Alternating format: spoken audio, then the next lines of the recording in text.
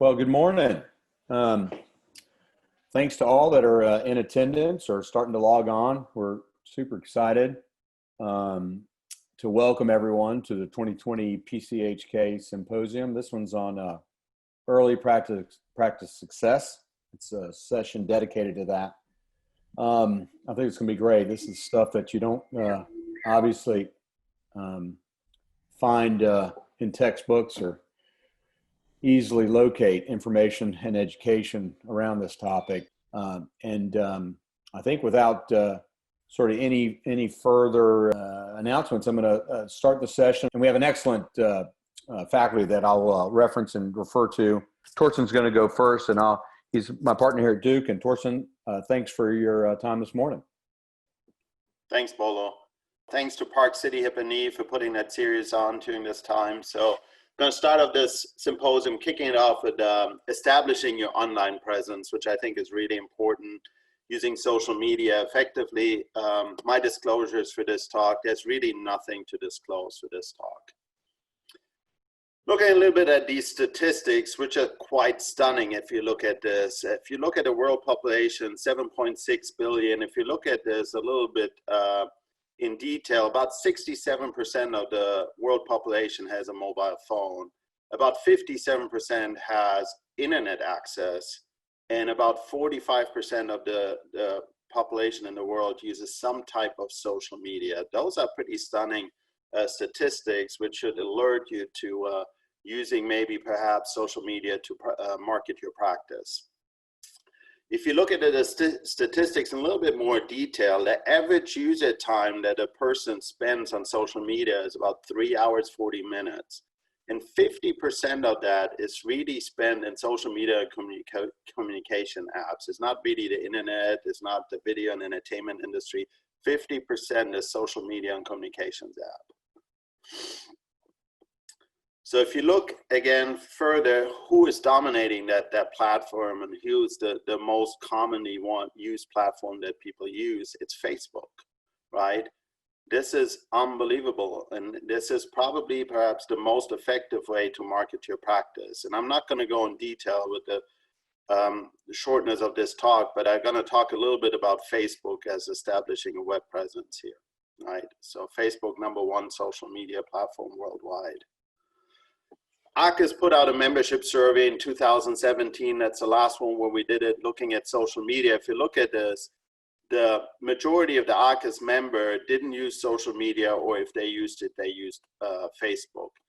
Very similar to this, but then again, don't use social media at all is not a good option. Similar to this is a survey that they did of the Academy membership, and only about 21% of the orthopedic surgeons had a professional Facebook account. So that really doesn't match the numbers that you see in a worldwide usage of this.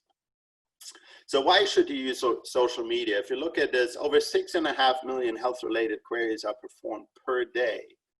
And about 80% of the users have referenced some internet source for quantity of health-related information. I'm sure everybody has a patient in the practice that come in and says, I found this on the internet. But if you go in detail, why should you use it? Well, you can enhance your patient awareness, you market available medical services in your practice, you reach out to actual and potential patients. It's an audiovisual educational tool for patients, you provide information on events for your practice, help patients with decision-making, target disease-specific patient groups, and provide patient updates, right? Implant recalls and all of this. So Facebook or social media in general isn't just for status updates and playing games. So what should you use and how to start? And as I said before, the talk is fairly short, so I'm gonna focus on Facebook with this. Groundwork, who are you targeting? Patients, physician, that plays a huge role. Define your objective. Do you want to market your practice? Do you want to educate? What do you want to do with it? Stay consistent across the platforms that you choose. Set realistic goals. And if you're not familiar with social media, please do hire somebody. So if you look at a patient population, this is a survey that I did on my own patients. If you look at this, who has a cell phone, tablet, computer access, you're in the high 90s across the Medicare and the younger patient population. Mean age of my patient population is 61. slightly more females. That's very similar to what Neil Shedd presented at the Academy last year, that our patient population, total joints, is getting younger, more sophisticated too with the social media.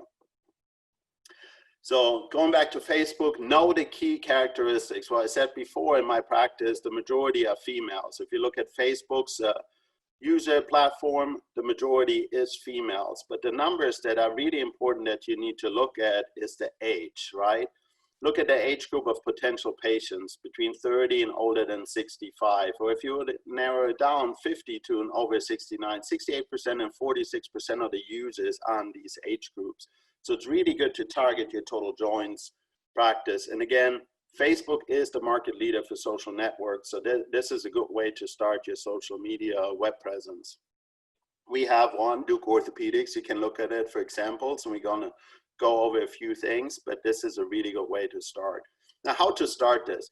It is simple. And the one thing I want to point out, it's free. You don't have to pay any money for this. Create a Facebook business page, set up your audience inside. All of this is free. This is our Duke University Paraprosthetic Infection Center that I'm working on right now. You name your page, you upload photos, invite collaborators, and then go from there, right? Set up your audience inside. You want to target everyone on Facebook, or you want to be a specific age group, you can connect to people, invite them. And this is going to give you real-time feedback, right? If you look at this, it can give you demographics of people that click on your page. It gives you age, gender breakdown, education level, job titles, so relationship statuses, whatever you want.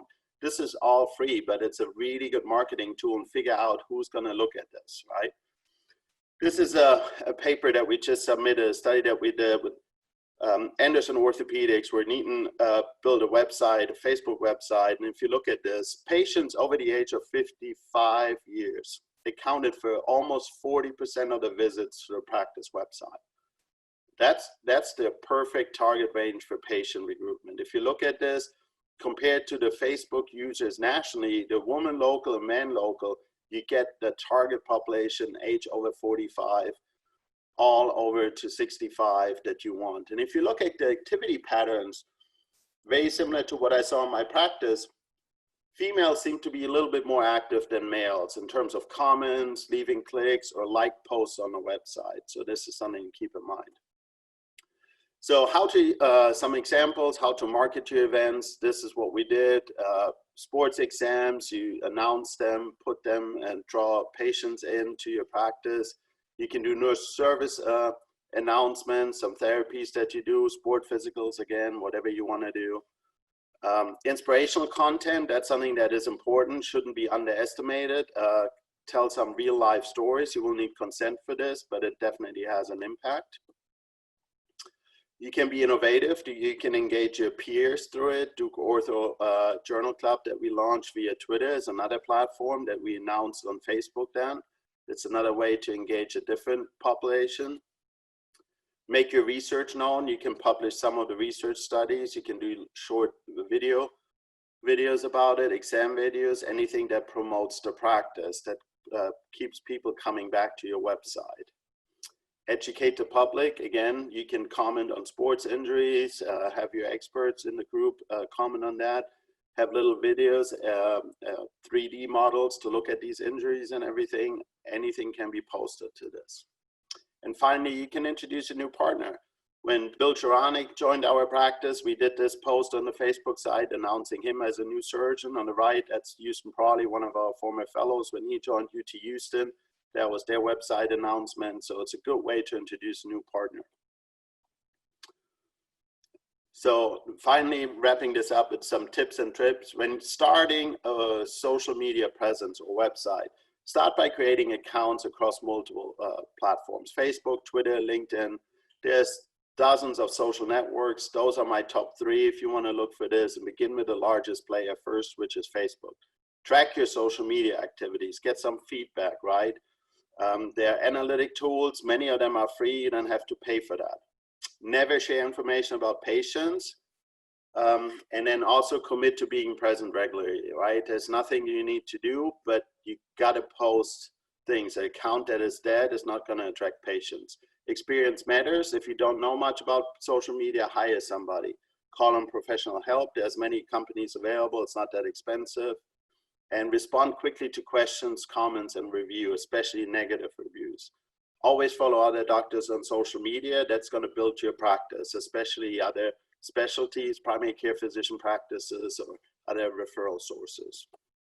And this is, I think, the final slide. Make sure that you post quality information on your website. There's many free information that you can link. Go to OrthoInfo on the Academy website. Hip and Knee on Dacus has a lot of good content that you can post. You can do the American Joint Registry. Don't provide specific medical advice or opinion. Teach others, share your knowledge, your experience, and publish a disclaimer. This is very important for legal purposes. And that's it for this talk. Thank you.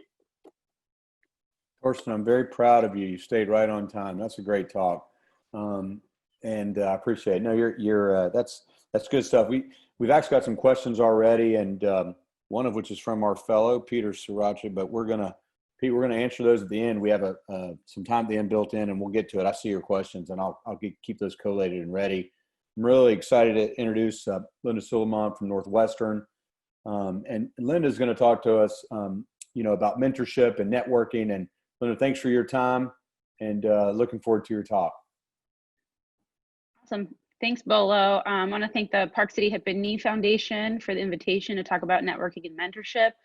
I think this is one of the hardest things to build, but at the same time, the most lucrative for your practice. These are my disclosures, none of which are pertinent to this talk.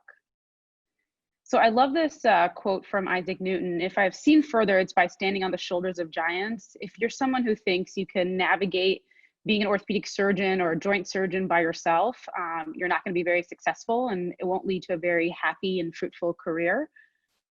When I talk about mentorship, I think about types of mentors, one being a role model, and this is someone who really exemplifies the path or accomplishments. This is someone you identify with, who you want to be in the next 5, 10, 15 years.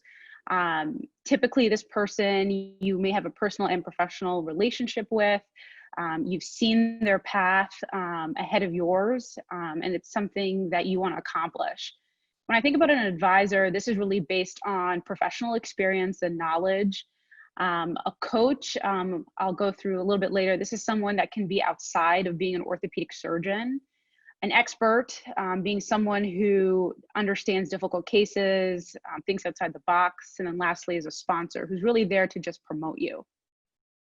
So mentoring can involve a combination of these roles. And you can have that person who is the advisor, who's the role model, who's the expert in the field. However, I like to identify different people for these roles, because it can be exhausting being a mentor and always calling the same person. I think that you have more fruitful conversations and guidance when they can just focus on one aspect of what you're looking for. So I just wanted to identify a couple of my own role models, one being Antonia Chen. She's someone who's a woman in arthroplasty. She's on the Dacus board. She does a lot of research.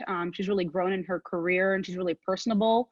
I met her on an Operation Walk Women in Orthopedic Global Outreach trip, and we really just vibed. And she's someone who I'd want to see myself or emulate my own career after in the next 5 to 10 years. When I think about an advisor, I think about Craig Del Valle, who's my fellowship director, PJI expert. He's past president of Dacus. He's someone who's really understood leadership and how to communicate and navigate problem situations, both at the national level, within his practice as chief of arthroplasty. And I call him when I'm in situations of conflict where I really need to understand how to better communicate with people in leadership positions. So this was my second case of practice, my first week. My first was a hip fracture. This was Friday night, 7 p.m., my first week. I'm 3 years in my practice now, but this patient was draining. He was super septic. I call the expert. This is a guy who's had 4 prior surgeries and has a TM shell, revision, Stryker rest mod stem, and he wants to really think about outside the box. And so I call Wayne Prosky, who was one of my fellowship attendings, and he's really seen everything. He understands pelvic reconstruction, as we all know. He is a type of person that is going to be available for you. So when I called him about this, he's like, I'll have my phone on me. I know it's 8 o'clock on a Friday, but call me if something really goes poorly during this case. And he helped me kind of understand how to reconstruct this patient. I didn't think about bending a tibial nail and popping on a biomet spacer head. It's not something I saw in fellowship. And then coming 3 months later on, planning the reconstructive surgery. So a coach is somebody different. So this is someone that requires some investment on your part.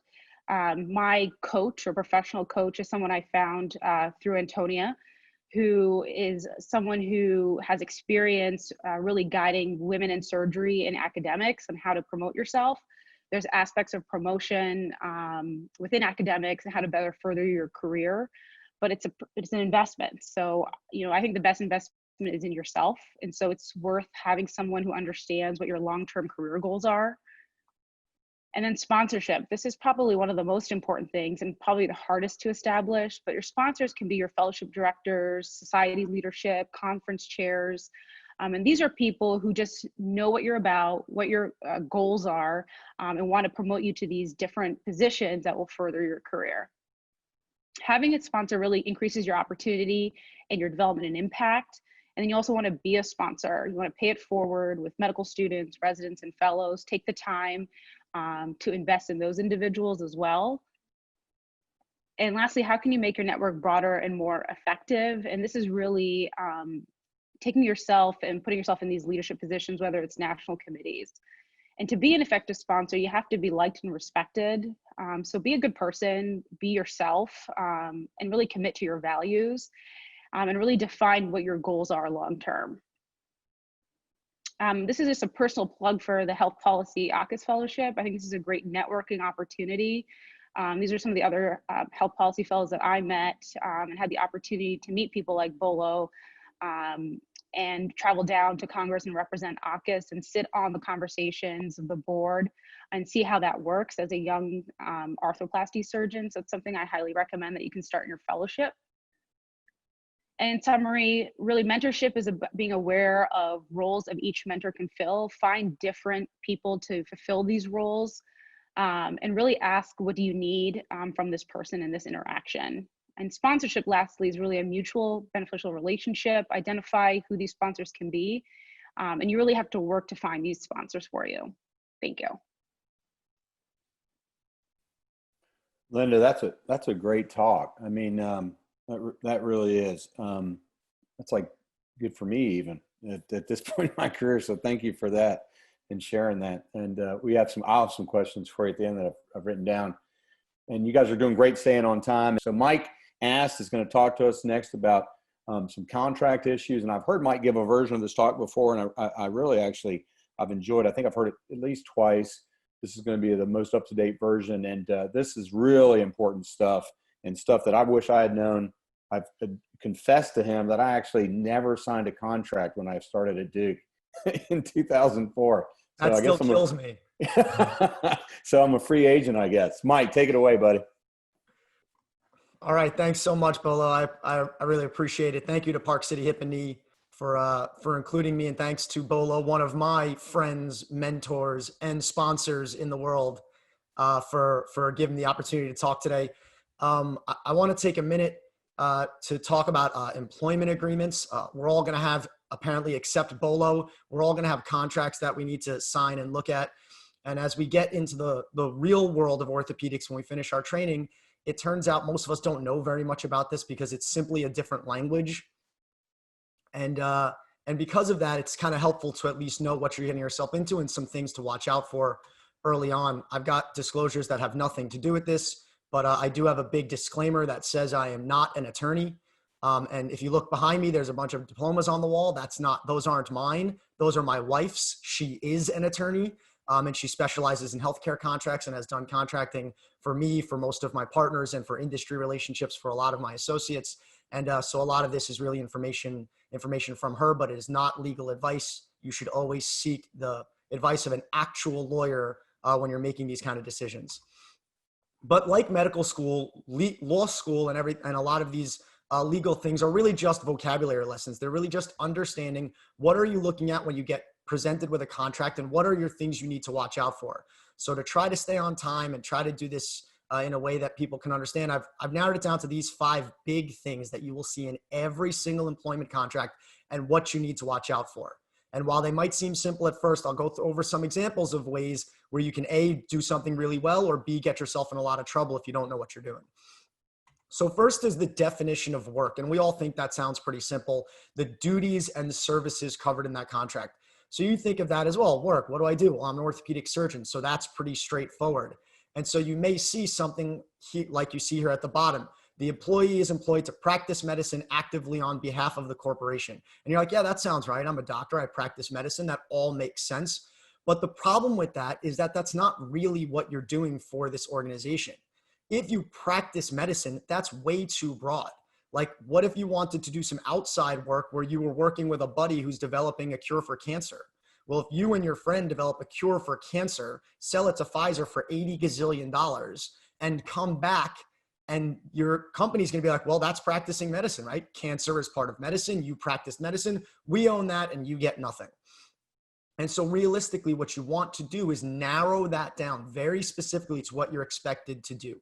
You want to say, I'm employed to practice patient care in the field of orthopedics, or actually what my original contract said, provide orthopedic services to patients, not orthopedic services to industry, not orthopedic services in general, to provide orthopedic services to patients. So that if I'm taking care of patients, that counts as my job covered under this contract. If I'm doing orthopedics of anything else, doesn't really matter. If I'm doing medicine of anything else, it doesn't really matter. It doesn't fall under this contract. And that'll protect you when you want to do things outside. If you plan on doing things outside, like working with industry or traveling for doing international work or global outreach work, whatever it is, get that put in there right away. If you know you like doing that stuff, put that in the original contract. Carve that out in that definition of work, where you say you're allowed to do things outside of this contract. You're allowed to do things outside of the, working at Duke Orthopedics to take care of what you need to. And that they can't tell you no unless it's taking a huge amount of time away from the clinical practice you're expected to do. And on the screen are just some examples of little clauses you can put in there that basically say you're allowed to do whatever you want as long as it doesn't impact the work you're doing. So term, we all think of the word term like a word and what it means, but term in a contract means the length of the contract. And you want to take this very seriously because you want to understand what it means. A 1-year contract as your first contract really doesn't help you because you've got to get through part 2 of the boards. You've got to be there at least 2 years to kind of get through your boards. So you want to make sure your contract's at least 2 or 3 years. And it also may be different if this is a private practice or a hospital employed position. And we're going to hear a little bit about that in the next couple of talks, but just understand that, that you want to know how long that contract is and when you're going to need to think about renegotiation. When that term is over, or before that term is over, you can obviously always be terminated. Terminated means you got fired. Well, there's 2 ways you can get fired. You can get fired because you messed up, or you can get fired because you can't. For cause means you messed up. You did something wrong. And this needs to have a list of reasons why. You lost your medical license. You lost privileges at the hospital. You had 27,000 malpractice claims that were egregious and negligent. You committed a crime and lost your ability to practice medicine. But they've got to give you time to fix it. Even if you did something wrong, they can't just fire you on day 1. So make sure there's a cure period. You have 30 days, 90 days, whatever it is, to really look back and see if you can rectify it. Because let's say you lost your privileges because you didn't finish your medical records on time. I remember getting my privileges suspended at one hospital because I forgot to dictate an op note for 3 days. That should not automatically mean you get terminated from your job. So make sure you've got a cure period. I dictated it on day 4. I got my privileges back. Everything went back to normal. You just want to make sure this doesn't kind of get you put in a bad position for something like a technical consideration. But of course, that isn't going to apply to bad acts. If you punch another attending or something, you're going to get fired on that day, and there really isn't a great way to get around it. So just a piece of personal advice: don't do that. And the other way is without cause. Without cause means there's really no formal reason. They just decided it isn't working out and they're going to let you go. Normally, you want to make sure there's a time frame for this. They have to give you a certain amount of time. They can let you go without cause with 30 days notice, 60 days notice, 90 days notice. And my advice is always make that as long as possible. They're very unlikely to terminate you for no reason if they then have to hang out with you for 6 more months afterwards. So the longer you can make that term, the less likely it is you're going to get fired for no reason. But more importantly, if you get fired for no reason, you really want to make sure that your restrictive covenant is not enforced. So if they tell you, we're sorry, it's just not working out, but you already have your family there, you belong to the local country club, you're sort of ingrained in that community, you shouldn't have to leave just because they fired you for no reason.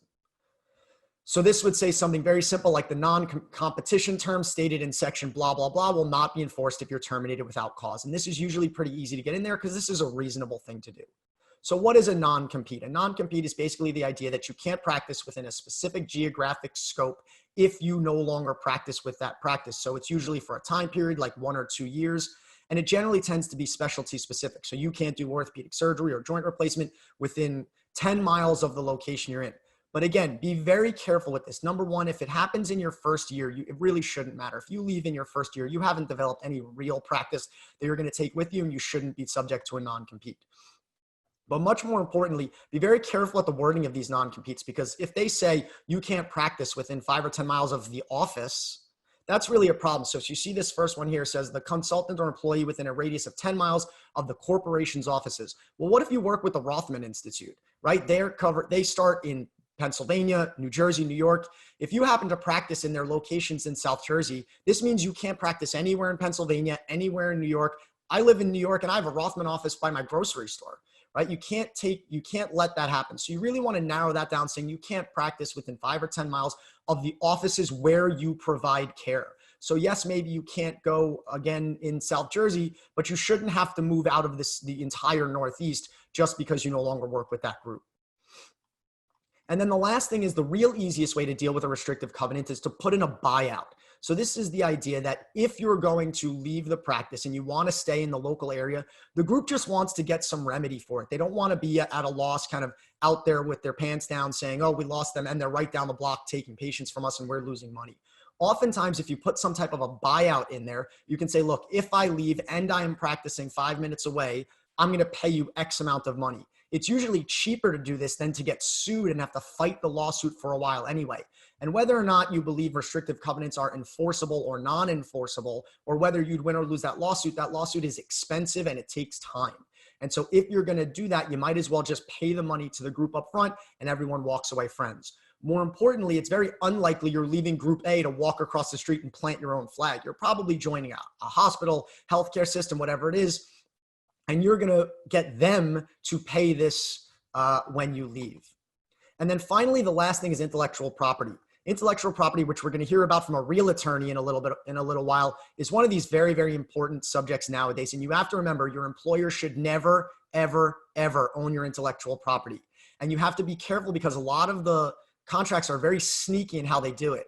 They basically say that we own your intellectual property if you use any employer resources. Well, the problem is in most jobs, your phone is an employer resource, your email is an employer resource, your office is an employer resource. So let's say you're in the building and take a call on the cell phone that they subsidize. Technically, they would own your IP and you want to get rid of that. So you really want to try to limit that to say, unless it substantially uses their resources. Like if you're using their lab to develop this new gene therapy, then yes, they should be entitled to some portion of that intellectual property. But if you happen to accidentally answer an email on your work email or answer on your work cell phone, that shouldn't necessarily give all your intellectual property to your employer. And keep in mind, if you are doing work with industry or with anything that might involve intellectual property, get a separate email address, have a drmikeasked@gmail.com type email address, and don't answer non-work related emails through your work email. Put them all through that separate email address just to keep it cleaner and make sure you're protecting not only your IP rights, but any privacy associated with those interactions. I know that kind of goes over a lot, and certainly my email address was on that first slide. If anybody ever has any questions or needs anything, I'm happy to take it. And again, thank you so much for the opportunity to speak today, and thanks to Bolo and Park City Hip and Knee. Mike, that was great. I've heard versions of it. It's always educational for me, particularly in my contract absentee status. But that's really good. And please use the Q&A if you have questions for Mike. I know Mike won't mind answering them, and Thorsten's already answered some questions. I think that that information there, particularly for folks that are not there at the point where they've signed the contract yet, or fellows that are online, throw some questions his way for sure. And Presley Swann's going to talk to us now about private practice and making that decision. And Presley, thanks, man, for your time, buddy. Good to see you. Thanks, Bolo. Good to see you. I just wanted to thank the Park City Hip and Knee Foundation and you personally. And I think that this lecture series is very poignant because we don't have any training or any type of advice for this business stuff. We're focused on the practice of medicine, and then you get out and realize it's a business and you don't have a lot of business intellectual property. So this is very poignant. So I'm asked to give a talk on choosing private practice. So first rule, there's no such thing as a perfect practice. I've had multiple friends and colleagues from fellowships and residencies, mentors.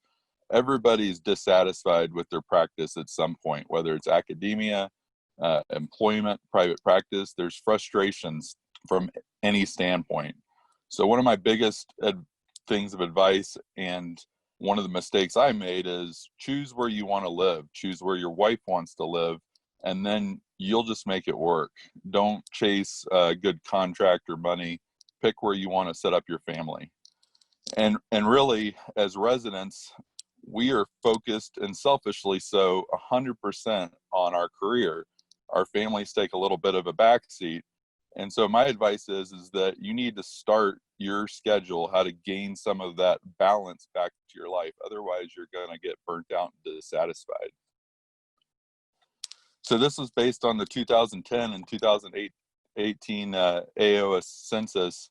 And it shows you what current trends are doing. And 43% in 2010 were in private practice and 20% solo, whereas only 8% had employed contracts. And in 2018, that's gone down in solo and private practice.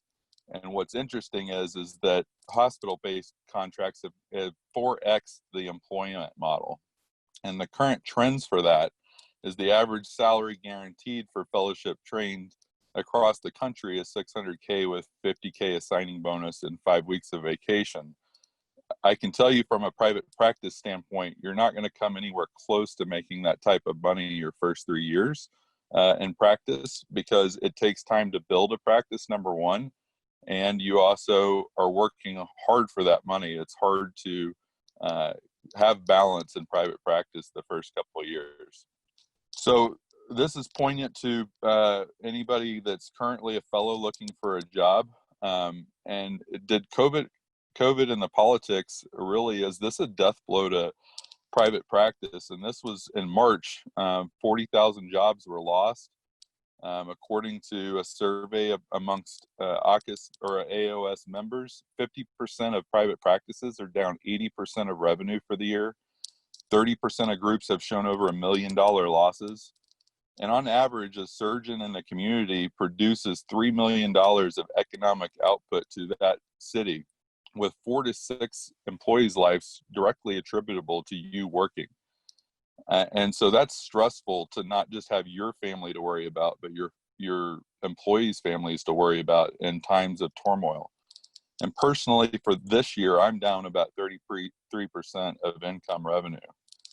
The reason I think this is important for people looking into jobs is, my theory is that groups over the next year or two are going to be less excited about bringing on a new partner. One, because a lot of surgeons took a big hit this year, and so they're going to plan on trying to make that up the next year or the following year to get back to even. And so if you do find a good group, don't expect to be fed by your partners, because they took a big financial hit. And this is just advice from learning from being in 2 different groups, how things work. It's going to be rough. And so put that into your equation when trying to decide. So I've got a private practice pros and cons list on versus an employment. In private practice, you do have a higher ceiling for salary and growth.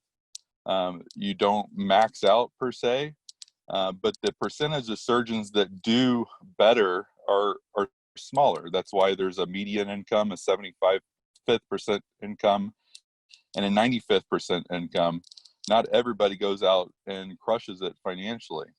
And a lot of the things are that when I joined the practice, I thought it was going to be that I could control everything I wanted in my own practice, and that's what I made a decision on. And I would say yes and no. You do have partner implications, so you've got to run through things through your partnership. And then most private practices like my own have now become a super group where you have 90 orthopedic surgeons, which hires an administrator, which hires somebody to manage your practice. And so it does become more corporate entity, very much like a hospital. So I wouldn't expect, unless you're running a solo practice, to just do whatever you want. There are a lack of publication requirements. You're in charge of your own schedule for the most part.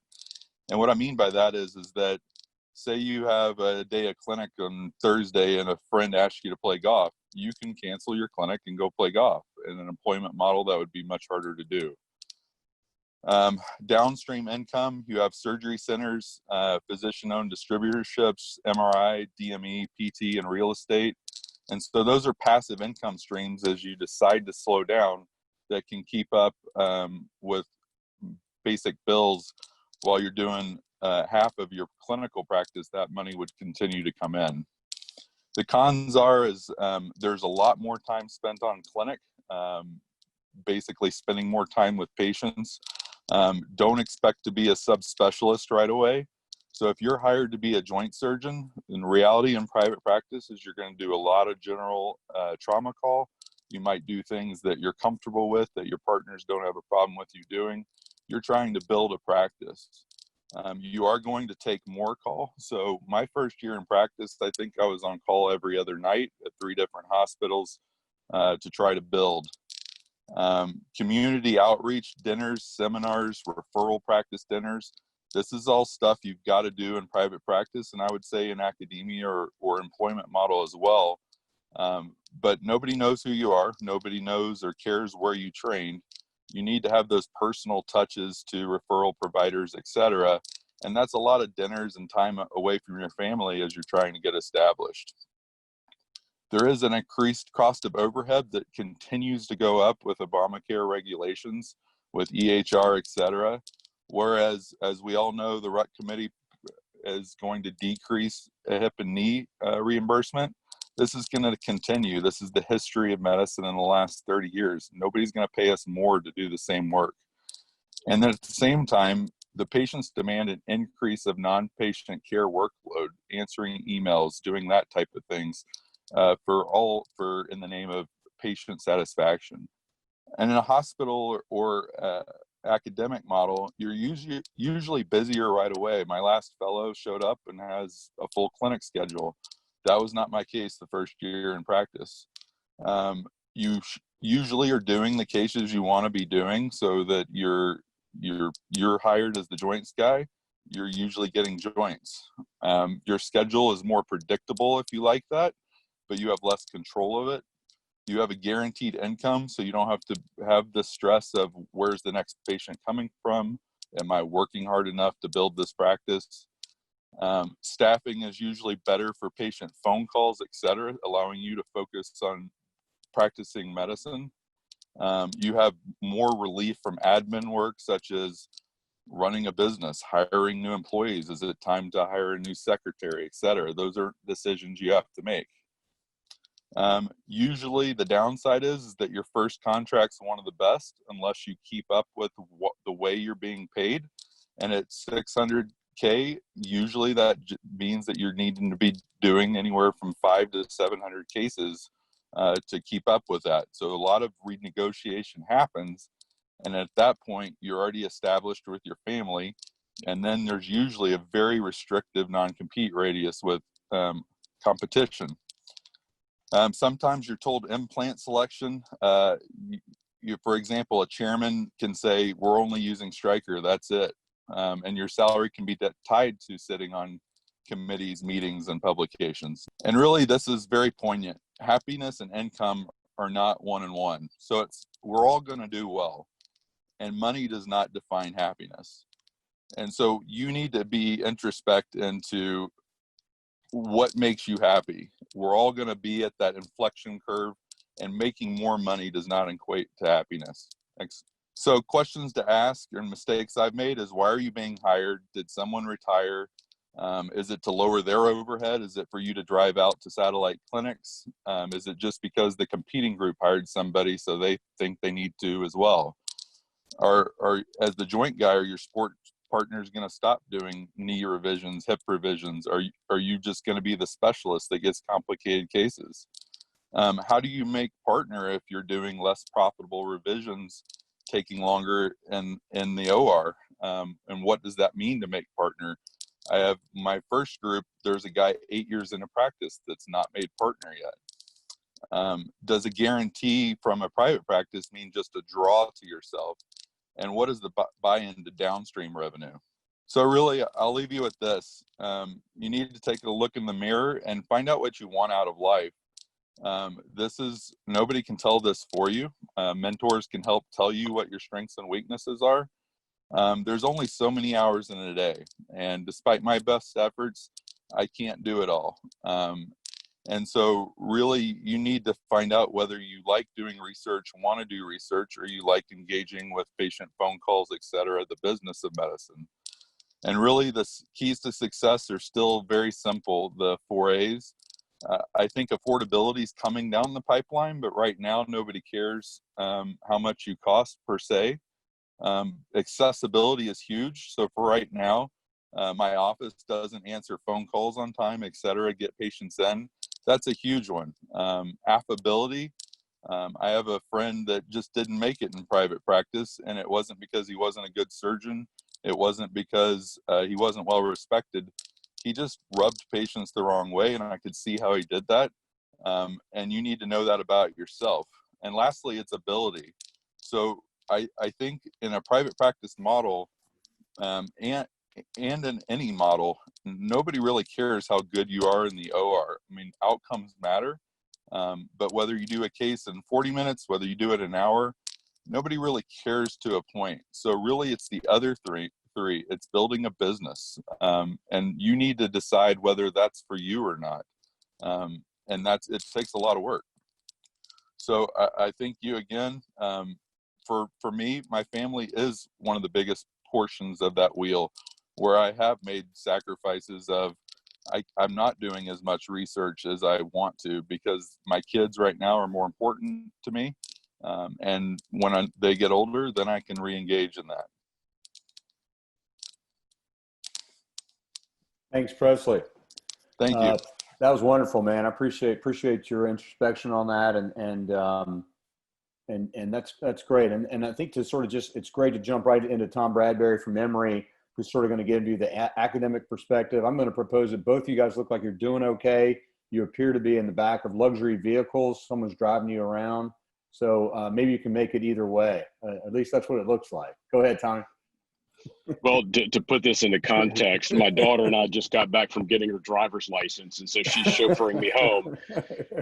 And first things first, I just want to thank the Park City Hip and Knee Foundation. It is just a great meeting, and really this is reality. And I agree with you, Mike. This is just a fantastic kind of agenda that addresses things that we don't have access to, especially when we're coming through. I will make a quick comment, just looking at the differences between private practice and academia. If you notice the background of Presley's car, it looked like he was in a Maybach. And I'll contrast that to my car, which is a used 2012 Jeep Cherokee. So if you're on the fence, just use that as a little bit of decision-making help. These are my disclosures, none of which are pertinent to this talk. So I have this theory. All of us have gone through this group of kind of decision-making points in our life. Most of us are at the bottom of the chart. And my theory is that we all make really important decisions about next steps on this journey on very little information, because it's hard to find good information until you've been in the trench and really understood what's going on at each specific segment. So at the undergrad level, you have a lot of help. Your parents are there to help you make that decision. You have counselors. So that decision is a little bit easier, and it's sort of partially made for you, although your performance plays a big role in it. Med school, a little bit different. You're sort of getting on your own. Your folks and your immediate community are less helpful in making that decision. And as you go down this list, the information available to you to make a good decision really becomes less and less. And you start relying more on your colleagues to help you get information and make good decisions. So be aware of that. So when I think about traditional setups with both academia and private practice, this is in my mind how I considered things coming through. I considered academics as and we all do this, I think, as a three-legged stool. And in those categories are, and I'll tell you this, no matter what practice environment you're in, I think clinical practice is probably, for most of us, the most important part of what we consider. So when I was coming through, held that at the very top of the list. But in academics, the other two obvious categories are research and education. And my only recommendation for folks that are finishing fellowship and finishing residency are start with the end in mind. And all of these decisions have to be applied to the specific job you're looking at. Example being that University A and University B may be completely different in all of these regards. So it's very hard to categorize jobs as purely academic or purely private practice. And understand that in academics, oftentimes you are going to sacrifice a little bit of your time with clinical practice to try to achieve these other two goals. Having said that, your responsibilities in those other two goals may be completely variable at institution A versus institution B. And I contrast that to private practice. And I think Presley did a really good job talking about this. In private practice, you are going to sacrifice a little bit of those other two legs really to focus on practice management. And when you're considering these options, I think it's important to understand the difference between your sphere of influence and your sphere of concern. And I consider my sphere of concern really as things that I think about, that I worry about, that I can't do anything about. And so it's useless for me to spend my time worrying about those things because it's something that I can't control, versus my sphere of influence. And I would tell you that everybody that's on this panel that's going through this journey, your clinical practice is the thing that is most under your sphere of influence. And so I held that part in high regard when I was making my decision. And so I think it's in 2020, a little bit more important to stop thinking about the differences between academics and private practice, but consider this as separate buckets in a hybrid practice model, because you can find private practice groups across the country that are incredibly academic, that have done very well with the clinical practice model and education and research. And you can also find academic institutions that are supposed to have those three things wrapped up that don't do a good job with it. So I would say that all of these models are sort of becoming more of a hybrid kind of representation of one another. And it's important to understand that. Remember, begin with the end in mind. Figure out what is important to you and what's going to make you happy between these four categories. But I'll emphasize the importance of focusing on clinical practice if you're interested in being a clinician. If you drive an efficient, well-run machine on the clinical side, it gives you power to influence the other spheres that we've talked about. Just some background information. This study was published about 10 years ago, and there are important distinctions, I think, to draw between academia and private practice. And you look at burnout. We talk about this a lot, and I think this term is a little bit overused. But if you look at academics and what stresses folks that are in the academic realm, there are several things. This is 14 subspecialties, orthopedics being one of them. And these are obvious things, right? Trauma, nights on call, and hours worked. It's no different than in private practice, but it's interesting to look at the fact that folks that are in academics typically get a little bit less stressed about the bottom line, because as Presley mentioned, some of that stuff is a little bit pre-programmed and it almost falls a little bit out of your sphere of influence. So you got to be aware of that. But certainly nights on call and hours worked are risk factors for all of us and are important. And then if you look at academic versus private practice surgeons in terms of stressors in life, it's important to think, yes, there may be some subtle differences between academia and private. I would argue that the rates are very similar. Okay. And this is a little bit scary. And I know that when I was a resident, I remember being a PGY2, being in the shower one morning and thinking, good God Almighty, this is not possible for another 5 years. So burnout is a big deal. I don't care what environment you're in. Depression is also scary. I mean, to think about the fact that 1/3 of practicing physicians have experienced or are experiencing depression is a little bit scary. And then the more terrifying concept is that suicidal ideation is present in almost 1 in 20 people in any room of people practicing medicine. So these are important things to understand, and understand that the way you think about your sphere of influence and your sphere of concern have a direct impact on this. And these are important things to consider when making job decisions. So this is one of my favorite slides. At times in life, you're going to lose, and it may be just that's what you're given. But the good news is you chose a great career path, right? I'm convinced that orthopedic surgery is hands down the subspecialty that allows you the most freedom, the most happiness, and the most quality of life if you play it right.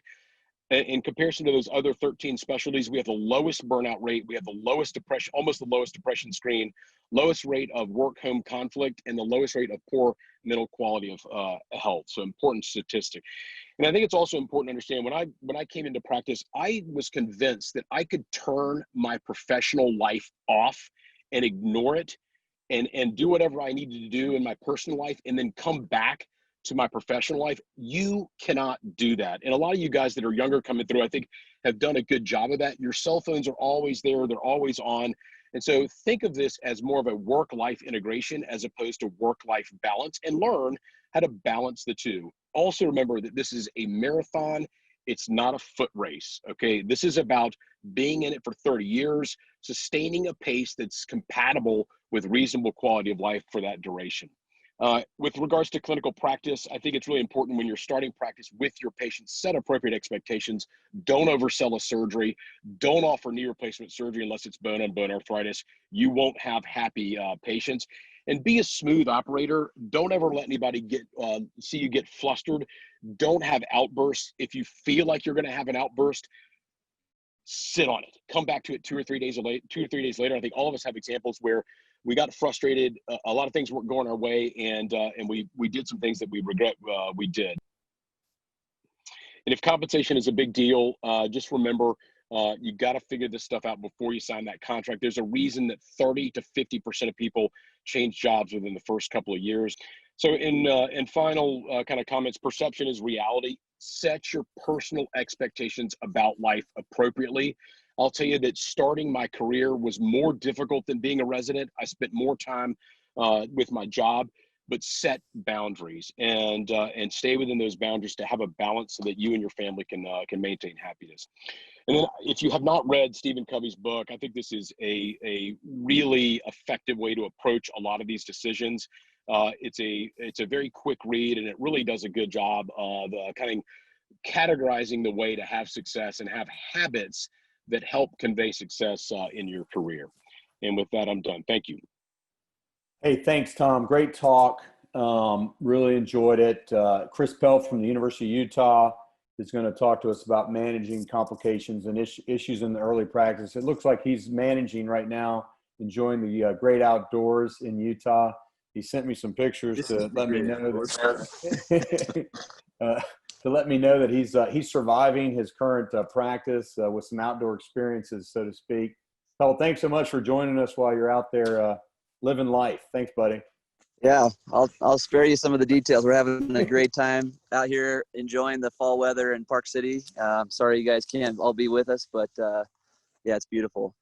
So this is like the Debbie Downer talk, it feels like, but it's not. And so the point is that getting into practice and being successful and all these things we've been talking about all morning long, it's actually pretty hard. And all right, so here it is. So you get out of your fellowship year and you feel like you're a superhero, right? You've got your training done, you're done with your residency, you're into practice, you're going to go out, start making money and start helping people. But it's a little bit of a roller coaster. It's not just this euphoria. That first 6 months or so feels really amazing. but there will be other things that happen, and it takes a little while. But just like everything, when there's enough follow-up, it's the best thing to ruin, a good outcome is follow-up, right? So complications can happen. They will occur. They can break you. They can, emotionally set you back. And if you kind of live by the abiding principle of do the right thing, always, it will make it better. It's not always easy. It might be a phone call at dinner time with your family. You might have to miss a soccer game on the weekend. And when you're attending, there's no workout restrictions. So, and you get out of residency and fellowship, you think you're going to work less. You wind up working more. All the things that Presley was talking about, how you build a practice, you probably put way more hours in than you ever did in your training, quite honestly. When you do the right thing, it'll help you build a practice. People are watching. Everyone, maybe it's a community practicing surgeon around you.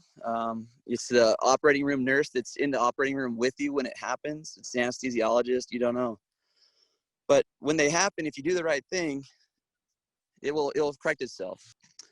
The sharks comment is just about, there's other surgeons out there when you're trying to build a practice that will latch on to a complication. And if you put your head in the sand, if you try to send them to a wound clinic when the wound's draining, and if you don't wash them out in the middle of the night when you should have, if they show up in their practice, they'll make comments about it. And you don't want that. You want to do the right thing always. So what are my tips? Patients are your family. When you cut them, you own them. Whether you like your family or not, most people try to, at least. With patients, you don't always get to deny the ones that you wish you could. Sometimes you have to take care of the hard ones. I think Tom Ferring once said, if you wouldn't take them out to lunch, you shouldn't operate on them. I'm not sure everybody has the luxury of that, but when you do touch them, they're yours, and treat them like family, treat them like you would like to be treated. Don't worry about the money. As Presley mentioned earlier, it will come. It doesn't come early on, but it will come. Don't focus on industry contracts. They will come. Don't make that the whole thing. I hear a lot of residents when they give a talk say, I don't have any disclosures, but I wish I did. They'll come. Don't worry about it. And don't dwell on the negatives. This is the biggest tip that I could give. When you have a complication and you do the right thing and you look back at what else you've been doing, for every one complication, you probably helped 1,000 other people. And it's really easy to let the weight of a complication really get you down. It can take you in a bad place in your own mind, with your family. And that's what you want to avoid. Don't allow substances to be an outlet. As good as bourbon might be to take your mind off of things, it's not the right thing to do. Stay healthy. Maybe have a glass at night, but don't overuse. That's a hard thing to do. So do focus on yourself, your wellness, your fitness, and your nutrition. Try to, include a workout into your day. Try to spend the time that you're with your family and focus on them. It's really easy to have your cell phone in your hand all day long, and you've been in the operating room. You have no idea what Trump did today or what he was talking about, or if he's in Walter Reed this afternoon or not. And you're looking at the news or whatever it is. Focus on the family when you're with them. You might have to get called away from them at times for work, and when you're with them, really make it count. And here's the last slide for me. It's do remember the good that you've been giving to patients, and try to give back. And Dr. Hoffman, who's part of this Park City Hip and Knee Foundation and a mentor to many of us on this call, and that's whose ranch I'm on right now. He kind of convinced me finally to go with them on their Operation Walk mission, and there's nothing like it in the world. It really reminds you of why we got into this job in the first place. It takes you all the way out of all these stresses that we have, and it really gets you back to the fundamentals of why we went into orthopedics and joint replacement. And it's making people better, and it's seeing the smiles on people's faces, and watching a crippled person with wheelchairs or walkers, or that traveled on a donkey for 200 miles to come stand in line for 3 days to see you in a clinic setting so that they can maybe get their mother screened to get a joint replaced. It's an unbelievable experience that will change your life, and it will keep you invigorated to go back home and keep dealing with the daily stresses that we always deal with. And so I think that's the last slide for me. And thanks for your attention. Well, that's awesome, man. Great talk. Thanks for sharing that.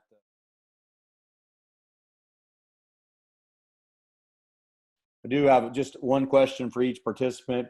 we'll ask you to answer sort of briefly so we can not get too far behind. But Thorsten, what's the time per week you put into social media specifically? Hours, however you want to classify it. In my own or in stuff that I do for other people. So I would say my own, about 3 to 5 hours a week. Sorry, I think someone just scored a goal. I couldn't hear you. How many hours? Probably 3 to 5 hours a week. 3 to 5 hours a week. Okay, good. And then you said hire. What's the cost? Last question for you. What's the cost? What's a reasonable cost to hire somebody to help?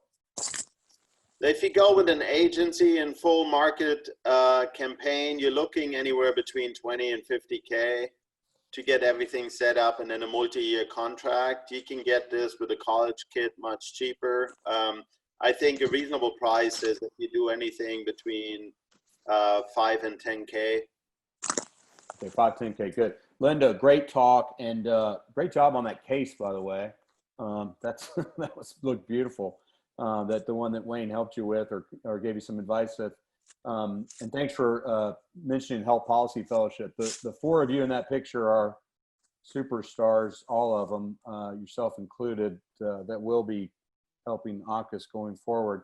I was going to ask you sort of a little bit similar to Thorsten, like the coach you reference, what's a reasonable sort of price, or I hope it's not too personal to ask, what's that expenditure for you, and I think that's a great, Sure. I know numerous orthopedic surgeons that do the same.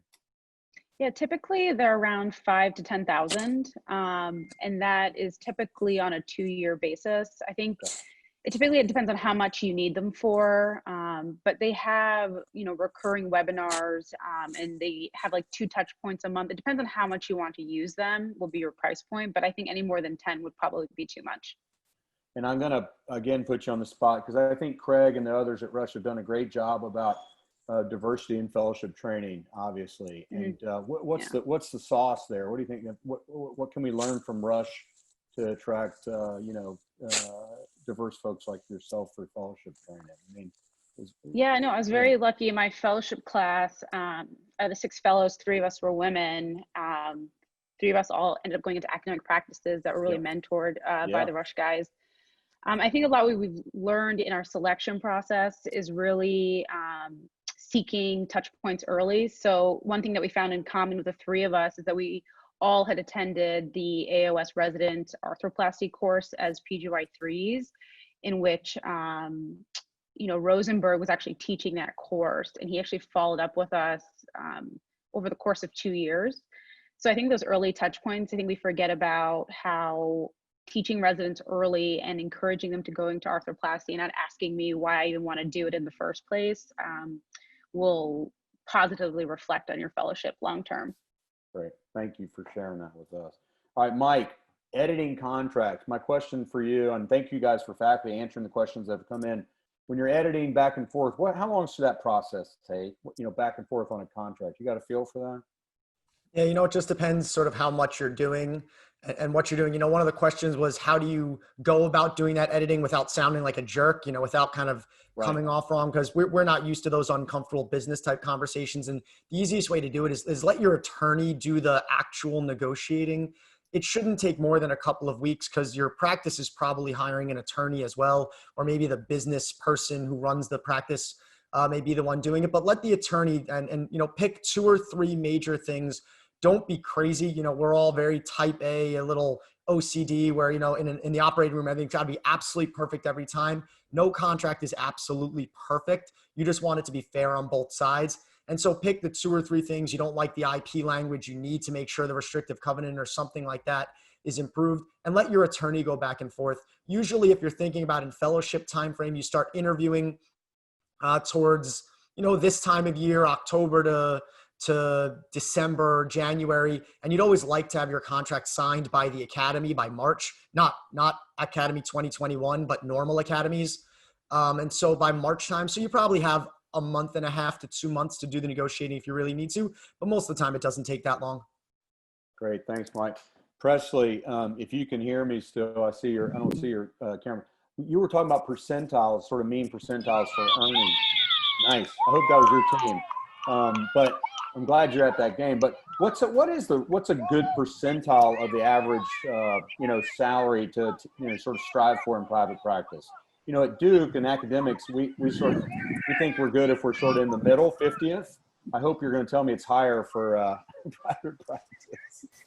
No, I mean, the reality is that, I mean, just to be frank, I pulled in maybe $200,000 my first 2 years. Yeah. I mean, there's a lot of overhead expenditure you get assigned to, and then you start to get frustrated of, why didn't I just do an employed contract? Right. So you do make it on the back end, but again, the happiness income curve, I think it all ends up the same, actually, as far as usually when you have an academic or employed model, they're putting in retirement for you. So you're not having to set aside the extra money you are making compared to the mean. Yeah. And so it does probably all, I looked at a 15-year plot curve and it all washes out. And so that's where that should not be the driving decision-making factor for academic, employed, or private practice. It should be really, where you want to spend your time and efforts. And the whistle, you would love this. It's my 10-year-old's first year of tackle football. So. Oh, that's great. It's good. I love it. I'm glad they're playing. Hey, Presley, thanks for your candor on that. Hey, Tom, what's the, I'm glad you're still driving the Atlanta traffic there. What's the best thing about academics? As a guy sitting in academics as well, what's the absolute best part of it? I mean, Mike, I think like you, it's the collegiality and sort of the environment that you're in from a interpersonal relationship situation. And listen, that's available in every practice. But when I was considering jobs, I looked at this like trying to find a wife, right? And so you need to ask around and find out the moral caliber of the folks you're with. Are you going to be able to hang out with them? Are their values consistent with yours? And for me, that's the best part about it. I mean, I really enjoy my partners, but I enjoy the energy I get from interacting with the residents and fellows. Really is, for me, one of the most satisfying things about my career. No, that's great. Thanks, Tom. Hey, Chris, I'm going to finish up one question to you before we go to Teresa's, in which I will tell you this talk. I've heard a version of her talk before. It's great. But Pelt, I appreciate you sharing the issues around complications. And, man, it's something that is, I think, as you said, it never is going to get easier or never going to go away. What do you do on the front end? I mean, what's the best advice on the front end for patients to sort of prepare yourself for those cases where you really feel it coming? It's a higher sort of risk situation.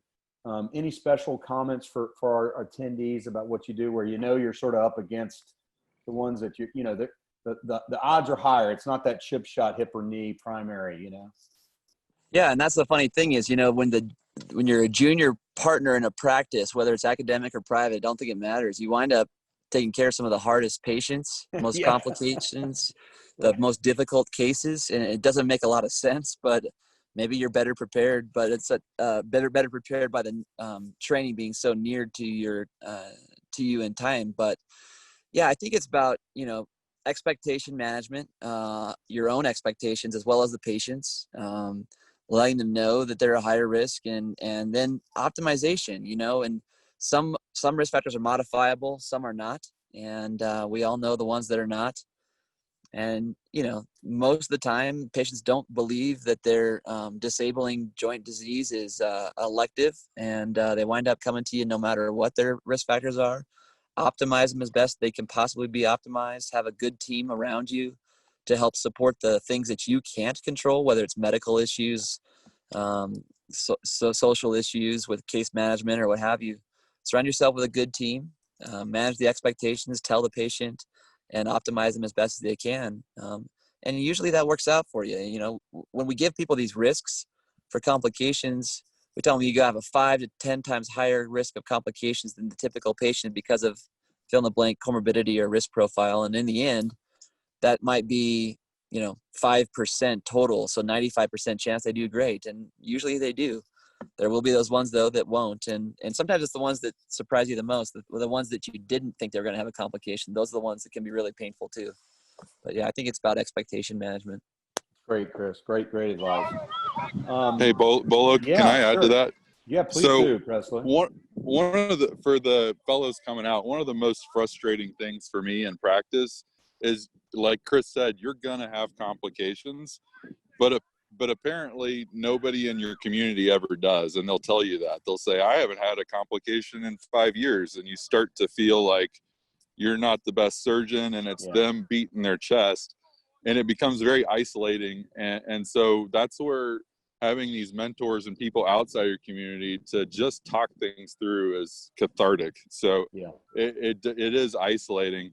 But I would disagree a little bit with Chris on the complicated cases. I think whether you do private or academic, you're getting complicated cases. I actually get sent a infected triflange from the U that put my name in the note with Medicaid. So they punt back to the community for whatever reason. So if that's a decision-making factor for you on complexity cases, I've got that in spades. So that shouldn't be a deciding factor for you.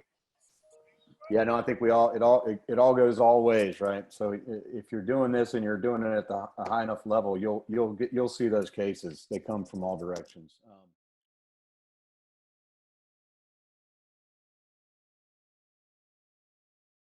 I'm going to let Teresa forward. I've heard this is if all of us, it doesn't matter if you're in early practice, this next talk is very helpful. This interaction with industry relations, and IP issues, and like Mike said, real lawyer. And Teresa, thanks. I'm sorry we're a little behind, but again, I think we'll make it up on the end during the top 3-5 portions. So thank you for your time and joining us this morning. Absolutely. Thank you very much. And I'm going to do my best, Bolo, to kind of maybe be a little bit more streamlined than normal, which is unusual for me. Good morning. We'll go over disclosures very quickly. I'll let y'all just take a look at that. I'm not that interesting. I do represent mostly orthopedic surgeons in my practice. My final disclosure is that if you hear a dog bark, it's one of my 3 dogs, and it means that UPS, USPS, or the neighbor is outside. So let's talk very, very quickly about the different relationships that you may come into contact with. And I want to chime in on a question that Dr. Ast got from someone, and it was answered, but the question was, how do I find an attorney who can help me with this kind of stuff? It's a great question. And again, it was answered, but I want to throw in my 2 cents worth, like, any good lawyer would. Word of mouth, believe it or not, is a good way to do it. I will tell you that I have seen both faculty and a few folks that were referenced in faculty slides. They're clients of mine. So, at the end of the day, and I'm sure that Dr. Ast's wife could say the same thing, at the end of the day, talking to your colleagues is really important, because what you want is a healthcare lawyer. And I know that I have crazy pink hair and that's a little scary. And so I might not look like a healthcare lawyer, but I promise I am. And there are a handful of us out there that do nothing but this. And that's who you want. We know the folks inside at the legal departments at Zimmer Biomet and Smith & Nephew and J&J and all those places. We are familiar with the terminology. We truly do understand what you do for a living to the extent that we can, not having gone to medical school. So really find that person who understands what you do, so that the 2 of you together, whether it's an employment agreement, an agreement with industry, no matter what it is, that the 2 of you together can plot how you're going to make that happen in the best way possible for you. So the different relationships that you may be presented with, industry work, as we all know, working with device companies and pharma, pure research. Many of you have research foundations of your own, or you work in conjunction with a research foundation. Co-marketing agreements at your hospital, if you are a direct employee, a lot of times this is coming up of late. It's a very sticky area. Be very careful about that. Number 1, make sure you're getting paid for what you're doing. But number 2, make sure that the services are correct, so you're not running afoul of the fraud and abuse laws. Employment agreements, what Dr. Ask did a great job covering. I gotta say, I was a little jealous. I was listening to that. I'm like, what's up with you being a doctor and a lawyer? But now I know it was his wife, so that makes me feel better. Employment agreements with hospitals and hospital systems, that's an area that's really fraught, as Dr. Ask pointed out, with the potential to get screwed, quite frankly. Ancillary services, magnets, PTOT, investment in medical device or supply companies. We don't have time to get that far into the weeds, but I will tell you, if that comes up in your life, make sure you have good counsel, good healthcare counsel. Really important, a really potentially dangerous part of the world in terms of regulations for you guys and gals. So be mindful if that's something you're looking at. Non-medical business arrangements with industry personnel, reps, or corporate representatives. That doesn't come up a lot, but it does come up. Again, be mindful. And then technology joint ventures. I'm seeing a lot more of that lately with my doctors, and we'll talk a little bit more about why that is as we get into the slides. All right, next up. So we're going to talk a little terminology, and I'm really, really proud of myself when I can figure out how to use clip art. So I just would like you to go back through that slide, not right now, not right now, but all of you on your own, go back through that slide and just be impressed that I figured out how to do that. So some industry buzzwords. Fair market value. This is the seriously most important concept for you guys working outside of just your employment situations, whether you're a solo, whether you're in private, or whether you're employed. Fair market value is a critical concept that we're going to talk more about. Product development or royalty agreements. Many of you are familiar with this. These are royalty-based, sometimes hourly as well, but royalty-based compensation agreements where you're paid for providing intellectual property and development work. Consulting agreements, this is your garden variety. I'm going to take the dais, I'm going to talk, I'm going to teach a CAD lab, I'm going to help you with your marketing materials or your surgical techniques. License IP purchase agreements, that's going to be the focus of this talk. And again, I'm so fortunate, and I want to thank Park City Hip and Knee and also Dr. Bolo. I really appreciate the fact that I have as much time as I do have, but I want to be mindful of that and not go over. So I decided that really focusing on license and IP purchase agreements was the most important thing that I could add, especially given the other things that other speakers are talking about. So we're going to talk more about this in a sec. Needs assessment. Every medical device company has to do a needs assessment on an annual basis. That needs assessment says, these are the doctors we're going to need to help us out, not by name, but by specialty, obviously, and then also by project. This is where we need help. Honoraria, also called the one-night stand. This is much funnier in person. I'll let you all take a moment with it. This is an agreement that simply says, I'm going to provide one service. I'm going to provide one talk, one CAD lab, one whatever it is, but I'm not going to work any further with the company, at least not in the foreseeable future. Post-market clinical research, a lot of that goes on in orthopedics. As you all know, we need marketing claims to prove that our hip is better than your hip. So that's going to come through a post-market clinical research study. You'll be asked to collect data. It's not a way to get rich, let me assure you of that, but it is a way to get into that world of writing papers, of just general data collection, which is good for everybody, every surgeon to know how to do. And it also is a particularly interesting way to work with industry. You find out a lot of things doing post-market clinical research that you wouldn't otherwise find out. And lastly, your big clinical research, which is an IDE PMA, pre-market approval, pre-approval, not pre-clearance, because obviously this is a bigger thing. There's no 510K out there. There's no predicate device out there. We're going to have to go in. We're going to have to go in on our own and say, hey, this is a great product. It's different than anything else, but here it is. The first cementless knee, Dr. Hoffman was part of an IDE with Seltzer Orthopaedics about 50 million years ago. And you don't see a lot of these in orthopedics, but I'll tell you, if you get the opportunity to be on such a clinical team, outstanding work. Again, you're not going to get rich doing it. Outstanding work, interesting work, and really important work because you're bringing a product to market that isn't already out there. Okay, So legal compliance buzzwords, this is why nobody likes to hang out with me, because this is what I do for a living. I am not going to beat you over the head with these. I'm not. But I want you to know what they are so you can ask the right questions when you either A, go to your lawyer, or you're dealing with whatever you're dealing with at your place of employment. Safe harbors, the anti-kickback statute and the False Claims Act. You want to make sure you're in those safe harbors when you contract with industry, when you contract with anybody really. You are one of the most highly regulated professions in the world. It's not fair, it just is. And what creates that difficulty, what creates that oversight is the fact that the federal government is providing you with funds in compensation or as compensation for you providing care.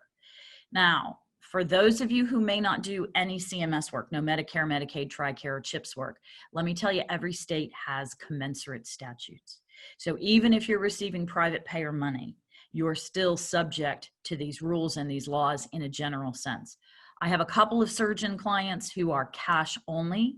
They like to tell me how they are bulletproof, and I like to tell them that even though that's true, your hospital is going to expect you to abide by these guiding principles of compliance, whether you're cash only or not. So the best practice is just do what you got to do. It's not that hard.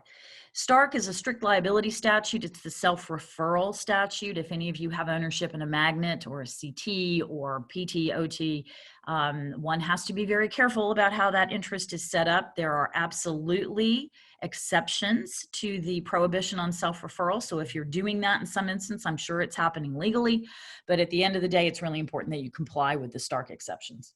Sunshine Act reporting, if somebody buys you a Subway sandwich, it's going to go up on that website. Make sure, I'm sure most of you, if not all of you, are familiar with this. And let me just say this quickly.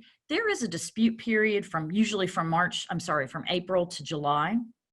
After the companies get all their data entered, which by the way is a nightmare. Be glad that you do not work at a medical device company or a pharmaceutical company in the first quarter of each year. There's a dispute period from April to July. Please go on the website, throw in your information, and check who's reporting what on you, okay? It just should be accurate. It's not because there's any big horrible thing about it if it's not accurate. If somebody says they paid $50 for your dinner, but they only paid $45 for your dinner, I suppose that's not a big deal. But you should know what's up there. You should know what is being said about what is being spent on you. Because even though it's taken 6-7 years, patients are beginning to go on the website. Patients are beginning to look at that data and try and understand what it all means. So just make sure it's accurate. That's all. And remember, anything a company spends on you, anything they pay you for the work you do, any monies that are paid to you, if you have your own research foundation and you get grants from industry, all of those amounts are going to be posted on that website. Deferred prosecution and non-prosecution agreements, these as a general rule are lodged against companies, but if you get caught up in that, it's really miserable. I can tell you years and years ago when it was the Big Five, when Zimmer had not eaten Biomet, when it was the Big Five companies who all got subpoenas from the federal government back in 2005, I spent a lot of time in Chris Christie's office, which is great since I'm a screaming liberal. So that was, that worked out really well. With a lot of my doctors who were just caught up in the mess and they hadn't done anything wrong. But the problem was Zimmer or Biomet or Smith & Nephew or then Wright Medical and then my Exactech didn't have good documentation. And so they turned to the doctors and said, well, what did you do? Where are your timesheets? Where are your IP logs? Where is all that information? Back in the day, nobody had that. And it didn't mean that anybody was doing anything wrong. It's just not how we did business. So be aware that even though DPAs and NPAs are directed at corporate entities, you could end up being caught up in that and you want to be prepared. Excluded parties list, you all know what that is. You can be debarred, you can be suspended, you can be excluded. It's no fun. It's not good. It means that you have to find a job making coffee at Starbucks. You don't want to do that. You don't want to do that. Okay, very, very tactful for a Saturday morning. Protect your stuff, man. Protect it. This is really important.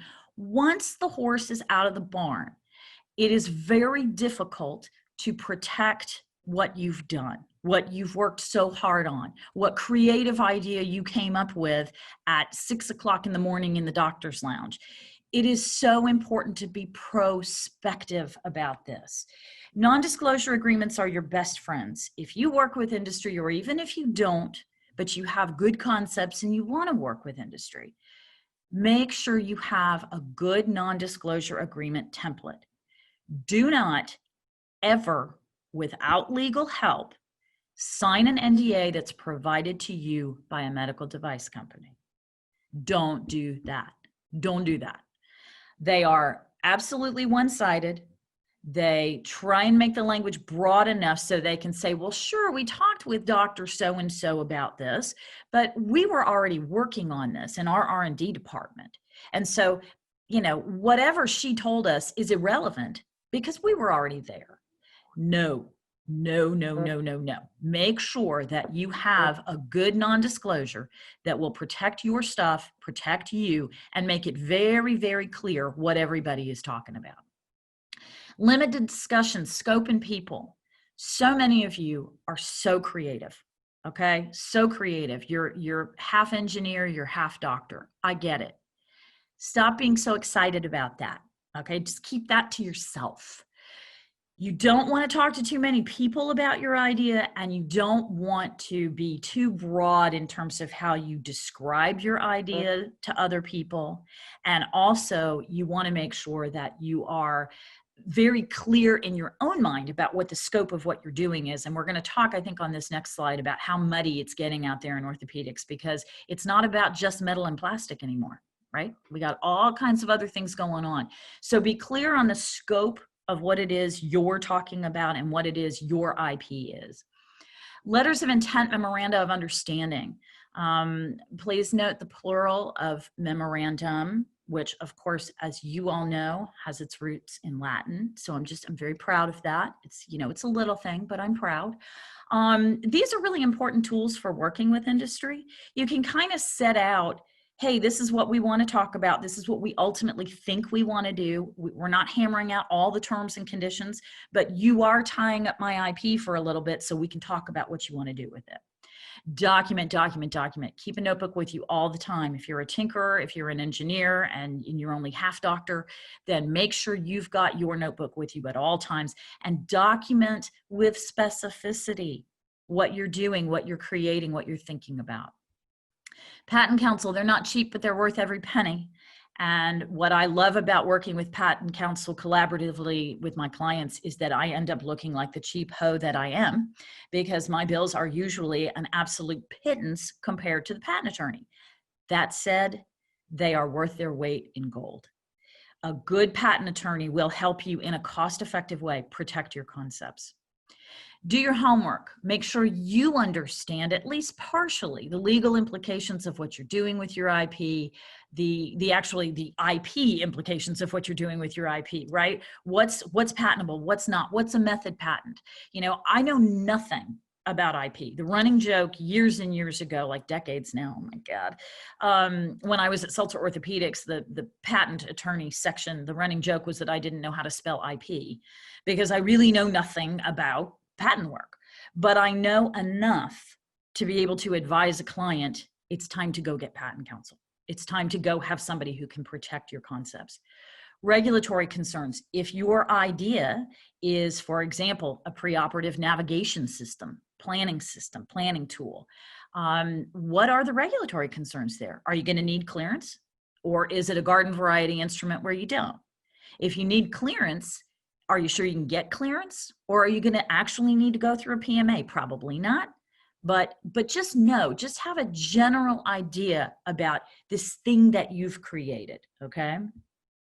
Industry compliance concerns. We see a lot of this when doctors try and sell their stuff to industry. You do get into a lot of potential conflict of interest situations. A good example, J&J has what they call JJDC, J&J Development Company.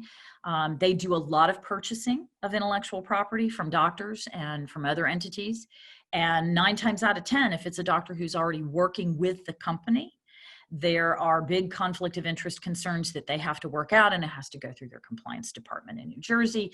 And it's complicated, but it can get done. You just need to be aware that those issues are out there. Don't inadvertently give away your IP, okay? I have so many clients who just love to talk about what they're doing, and I get it. I totally get it. And I'm super happy for them. I love that they're creative, and I love that they love their colleagues. Don't give it away.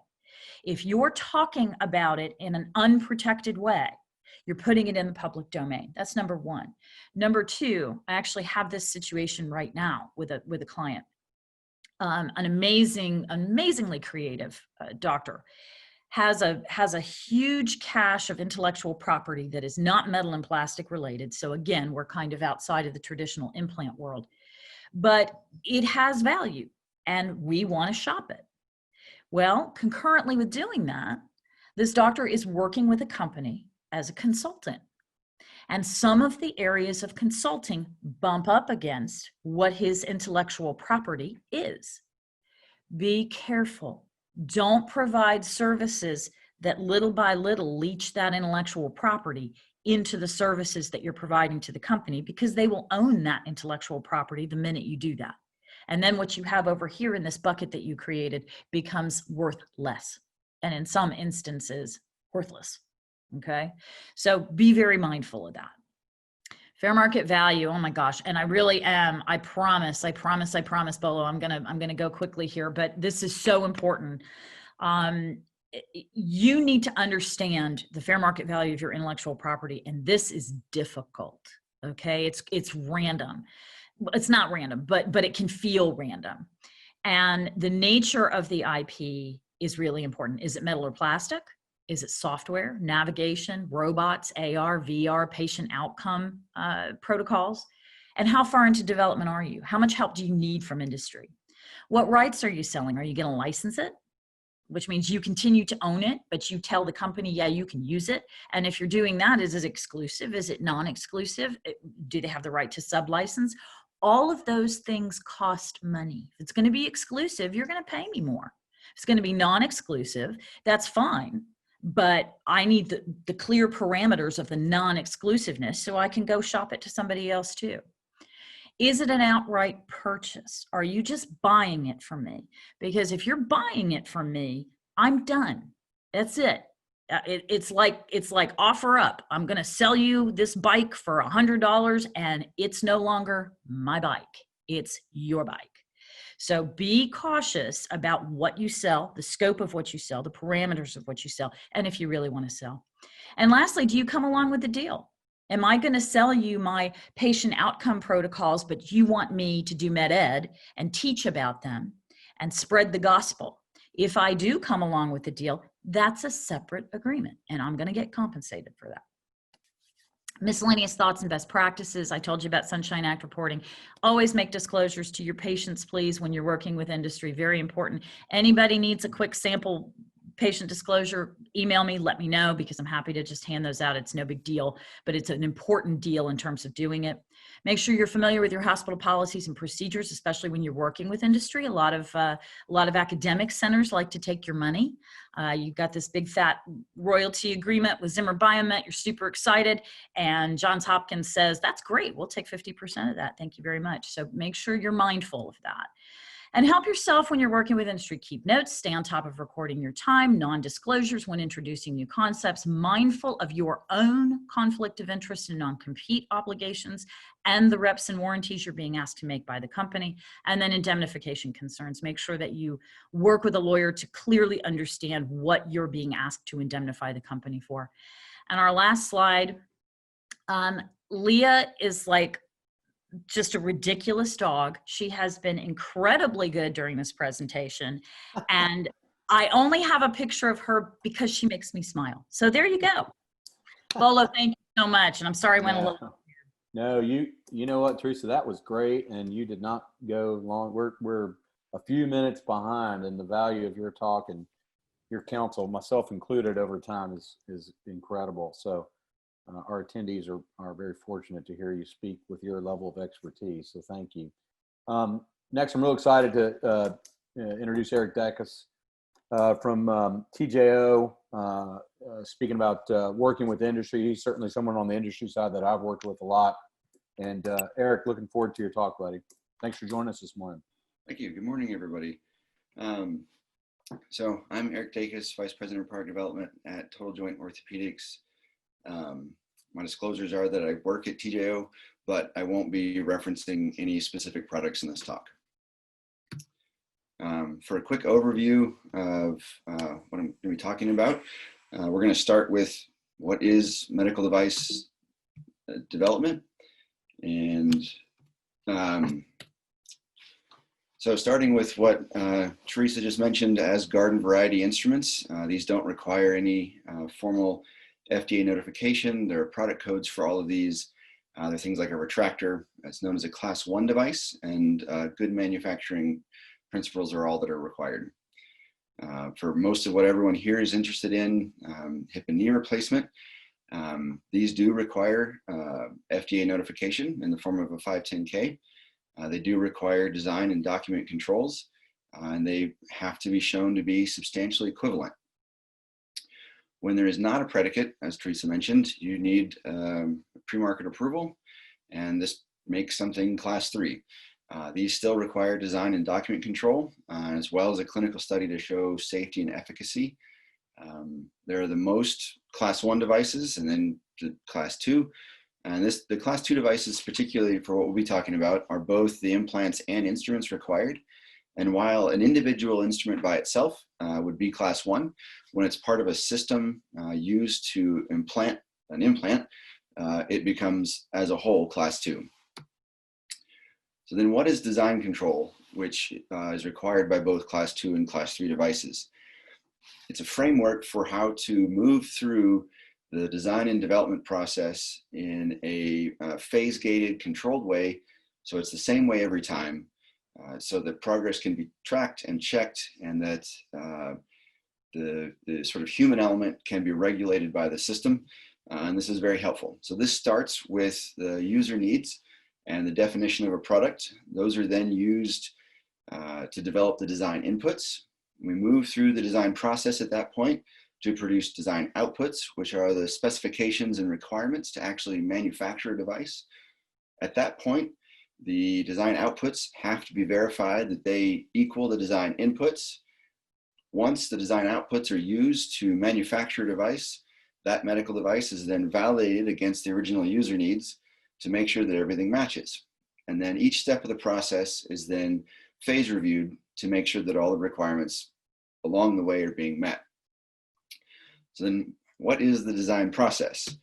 At TJO, we've adopted sort of the strategy of human-centered design or design thinking, meaning that you start with empathizing with the end user. In this case, it would be this audience, surgeon, and how an implant gets installed. Define the problem statements, define the questions that need to be answered. The design history file is the documentation packet that contains all of this work. It's most obvious through design phase 1 and 2, moving through the design process, but that actually applies all the way through.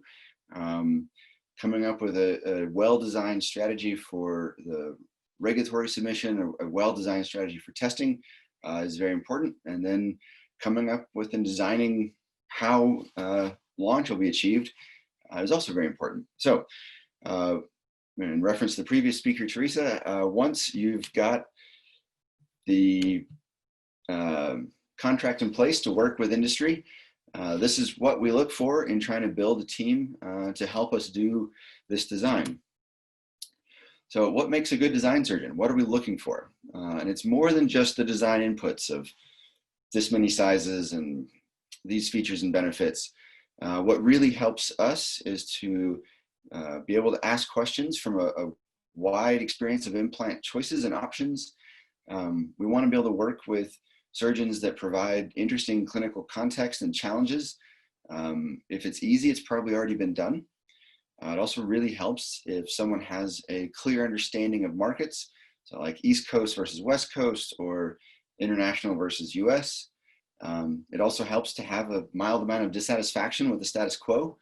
to provide the curiosity and patience to kind of work through this whole process. And lastly, and most importantly, an empathy for how other surgeons will view and use what is being developed and how different perspectives might come into play. And then once we've identified what we want as a project and sort of what makes a good design surgeon, this is what we look for in a good design team.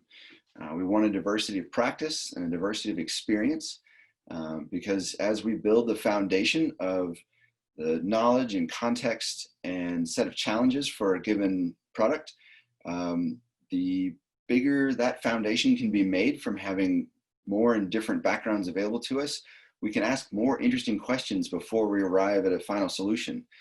And there's, as the talks in the beginning, there are different perspectives on how surgery works, whether it's in a hospital or an academic center or an outpatient clinic or on Operation Walk mission where resources are dramatically limited. Obviously, the surgical approach and implant choice are part of this variety, but also years in practice. It's really interesting to have a design team that is comprised of people who are new to practice and who are dealing with the more complicated cases out of the gate and want to have as few hurdles as possible to getting that solved well. It's really helpful to have folks who are in their mid-practice who are able to be, as Dr. Bradbury mentioned earlier, the smooth operator. And it's also really helpful to have a senior surgeon or several who've kind of seen it all, done it all, and can provide sort of background context to what has been solved before so that we don't reinvent the wheel or make previous mistakes again. Additionally, a wide variety of training backgrounds is very helpful to identify differences in preferences or workflows that come from different regions in the country. So to put all this together and make it applicable, let's walk through one of our recent projects, which was a PS knee. And on the company side, we identified that we wanted to produce a PS knee. So that means a post and cam articulation. So that's a femur and an insert. We wanted it to be compatible with our existing instrument systems. We wanted it to be competitive with the other systems on the market. And we wanted to leave the door open for future compatibility to roll out line extensions and other system extensions that would interact with it. And lastly, we wanted it to only require a traditional 510K. So the design inputs for that, straightforward parts, come from talking to the surgeon design team on what are the performance goals, what are the desired kinematics of rollback, internal, external rotation. And these requirements are then translated into geometry, material choice, biocompatibility requirements, sterilization, labeling requirements, things like that.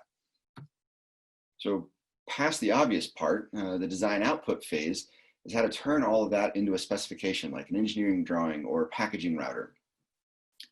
And surgeon involvement at this stage are the fit and feel of how do you turn a shuck test in a cadaver lab or implants rolling back in your hands into engineering tolerances. There's not a lot of point in going plus or minus 5/10,000ths of an inch on everything, because that makes everything harder to produce and expensive. So how do we not just lock everything down? And that's where the dialogue comes from.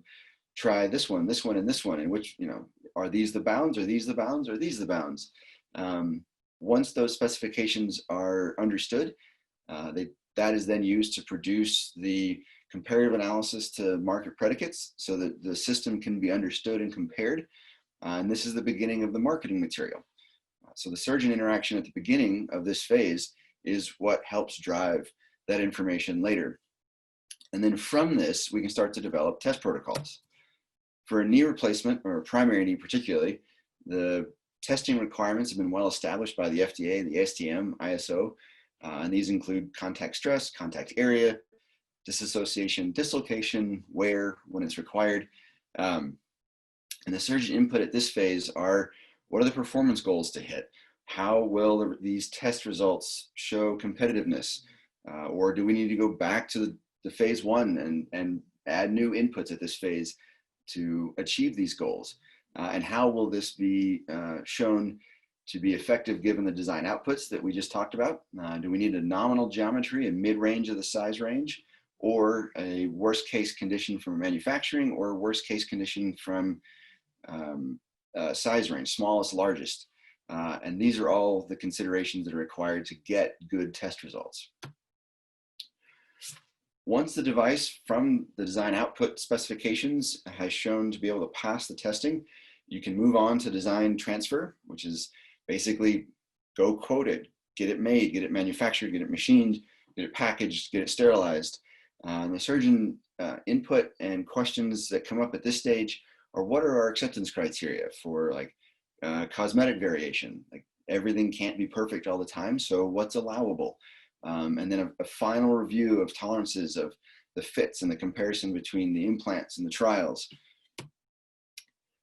And once production is started and you have release candidate level inventory, you can jump into the verification step, which is simply do the outputs meet my inputs?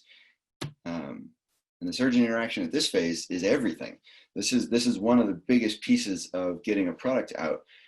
So this are the review of test results of kinematics from NESIM, and then lots of cadaver work of does it fit the bone appropriately? Do the instruments produce, in this case, like the box geometry that's needed? Do the ergonomics and surgical flow of the instruments meet expectations? Are the bony fits correct? Can you evaluate this in a cadaver lab, or does it require a retrospective review of X-ray templates? This is really all of the above.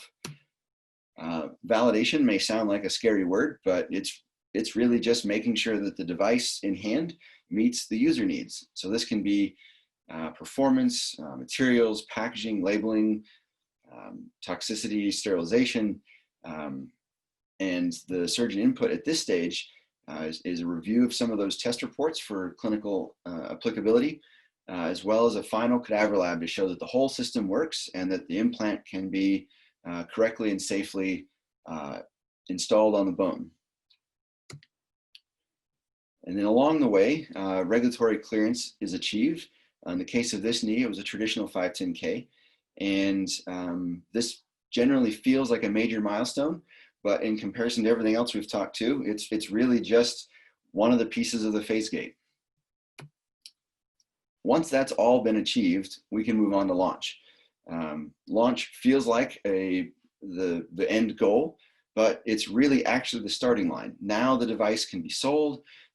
Hopefully it makes everyone's life better, the patient, the surgeon, the scrub tech handing out hopefully simpler instruments, hospital that now saves some money. And this begins the process of initial evaluation, getting clinical feedback, performance results, initial publications. And then following that, we have a wider release to the sort of mass general market. And at this point, the cycle repeats.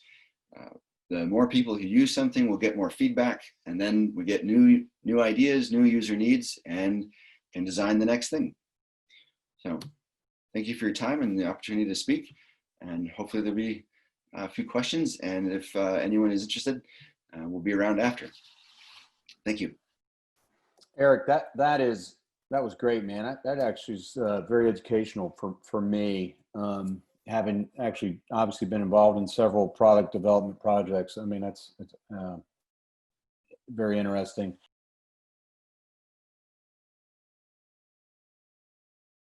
You guys were great, you and Teresa, from a time standpoint, because we've got a couple of minutes, and I had a couple of questions. If can we activate Teresa? I have one for you for sure.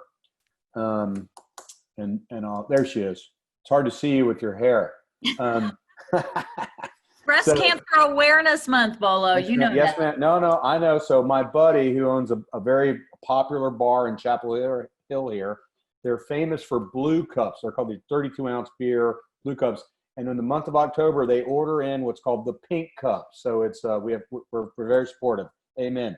Awesome. So you referenced, Teresa, this, Johns Hopkins taking 50%. And I think it's fascinating because the range of what they say they take at different academic institutions is so all over the map, right? And we're in a pretty fortunate scenario here at Duke where it's very minimal, if for some things zero. But how do they decide what's the percentage? I mean, what's the legal, I mean, what's your take on that? You've probably seen all sorts of different numbers.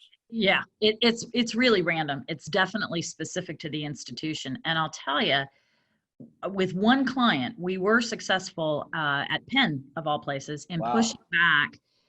And they still took 50%, but they started at 70. So, which is outrageous. I mean, it's outrageous. So don't be afraid to at least try to push back a little bit to make things more reasonable. And they should never be taking your consulting monies, ever, ever. You can fight that with every institution. Yeah, no, that's great. And when you say consulting, are you saying consulting specifically, say, for T&E or, you know, just around education stuff, or and are you differentiating that from, say, royalty sort of stuff? I do. Yeah. I do. I treat, when I say consulting, I mean hourly work. So I'm from the dais, I'm teaching a CAD lab, you know, that kind of stuff. Royalty is for true development, IP transfer type stuff. Right.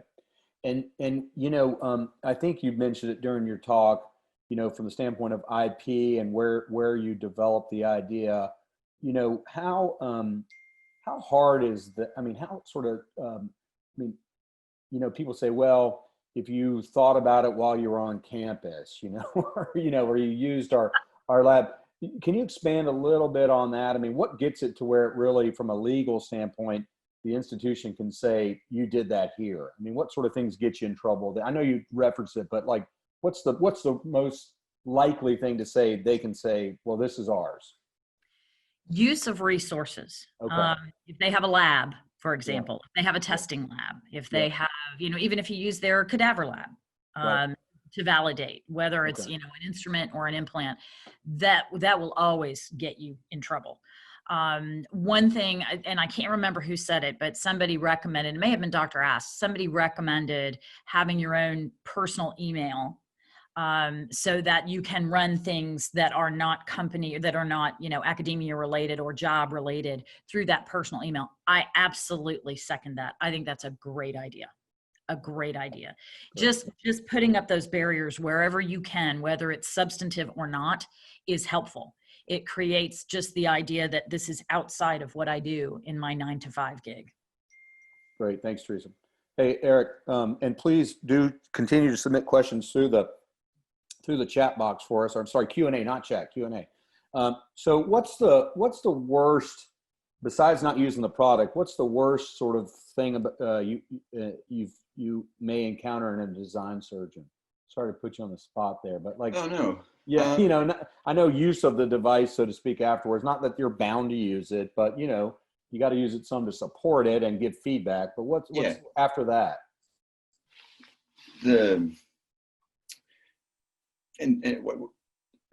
What's worse? Worst feature of a design surgeon. Oh, not just that they're a jerk. I mean, but more, you know, like what do you when you think someone's not a great design surgeon? Don't name anyone.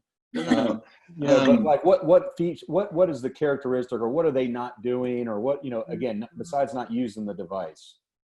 No, because I mean the development is separate from use. I mean, obviously you need to be familiar with the system to sort of kick the tires, so to speak. Right. But I mean, what makes the whole process difficult is that, you know, everyone's busy. So it's not necessarily a feature of an individual, right? But like, you guys work a lot of hours, and to have the experience to, you know, sort of be selected to be a design surgeon, you're going to be busy. And so trying to find time to get attention. And I think the sort of like maybe the inverse of the worst is it's super helpful to be able to have someone's whole attention for an hour or two for the design review is really helpful. And clear communication on availability would also be sort of the inverse of the worst of when we can get that, it makes things a lot easier. And then one more, Eric, for you that I got here is like, can you talk about what are like running changes on a implant, you know, or running, is that the right terminology for it? And you guys make minor alterations. Yeah. Give us what's that all about? Tell us a little bit about that. Yeah. So there's three ways to make a change to an implant that's been through the FDA clearance process. Right. If it doesn't affect fit, form, or function, or performance, or material, you can do an engineering change order. This would be like, say, adding the patent that's been achieved on an implant on the laser marking, so long as the laser marking is not in a spot that might affect fatigue strength or something. Or if you wanted to move the symbol label on the package from an actual label inside to a sticker on the outside, things like that, you can just do on an engineering change order. The FDA cares a lot about labeling, so you do have to pay attention. On the second one would be what's called a letter to file. And you would produce all of the same justifications that you would put in a proper 510K. And you would go through the formal design change or design history file documentation as part of a quality system to document that we are changing it. It does affect fit, form, or function, or performance, or material, but it only makes an improvement. And the material change is not significant in terms of testing or claims or fatigue life. So it's fairly limited in scope, but it's more than just a single change order. Typically then those letters to file, any of those will then get pulled into the next 510K related to the product so that the FDA is made aware. And then some changes, like a change of polyethylene, like going from a standard crosslink to crosslink plus vitamin E, or changing of porous coating, would require a 510K. It may only require a special 510K of, hey, we added a smaller size of hip stem, so now it affects performance. It's a new worst case from a fatigue life because it's smaller and can't support the load. However, that test has a very well-defined fatigue test, or that type of change is a very well-defined fatigue test. And you can do that fatigue test per standard, and the FDA doesn't need to read the test protocol, the test method, or the acceptance criteria. Then you can they'll do a 30-day review so that they can keep chugging along on the more complicated submissions. And now you can release your size 00 hip stem. And then bigger changes might require a full 510K, like the addition of a cementless marketing claim or product code. Then you start over and do everything again. That's great. I mean, I think that's stuff that I never quite understood. So thank you for your answer. I want to thank both of you guys. You actually got us back on time. So no, Teresa was. Yeah, so we're nice right on that. Right now, both of you.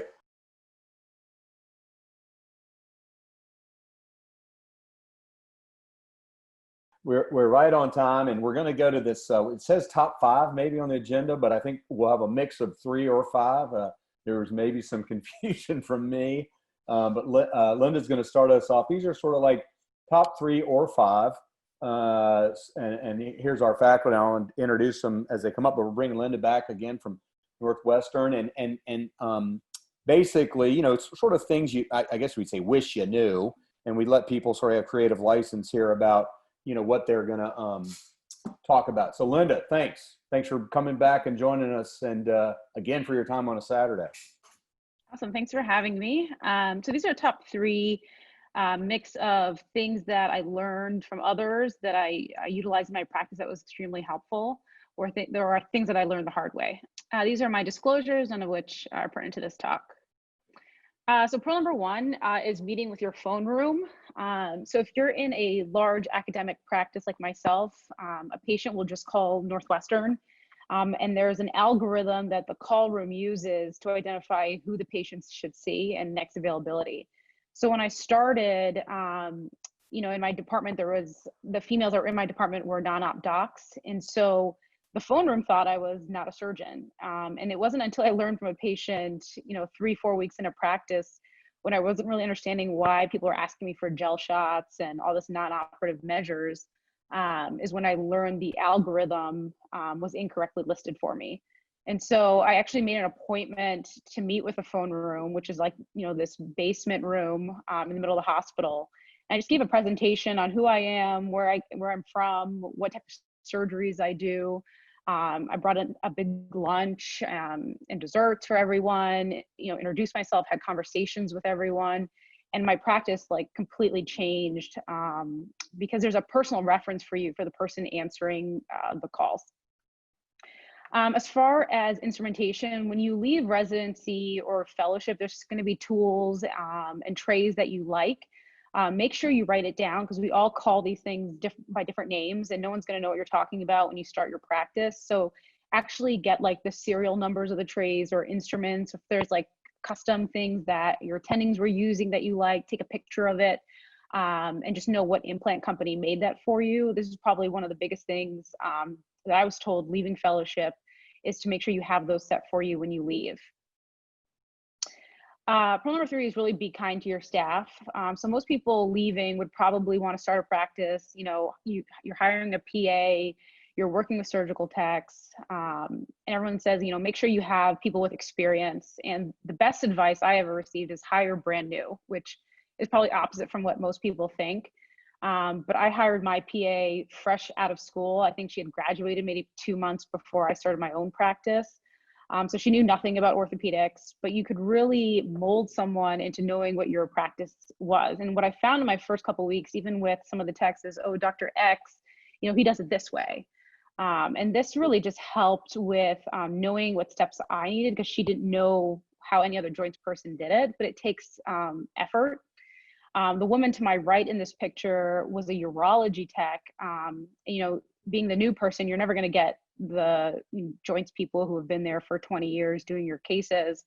And most people would give like a new person a hard time. But you have to understand, they don't know what arthroplasty is. But if you take the time to really train them, it'll be in your benefit. And so I'll give you the example. You know, the first time I was doing revision, I asked her, you know, you can go ahead and cement the femur as I'm getting prepped. And she cemented the entire femur, both sides. And, you know, that's an opportunity where you really could freak out, start yelling, call whoever supervisor, but it's not worth your energy. So we started doing weekly breakfasts where I take her breakfast before we started on a Friday, and we just focus on one aspect of the case. You know, 3 years later, she's now part of our joint staff. I get her every single case, and I don't have to turn around for the next instrument. So be kind to people, know they're new. But the more investment you put into people, the more successful you're going to be in your practice. Thank you. Linda, that's great stuff. I love that last one, man, for sure. That's a great concept. They're all great, but I mean, that staff discussion is really enlightening, particularly early on, man. That's good stuff.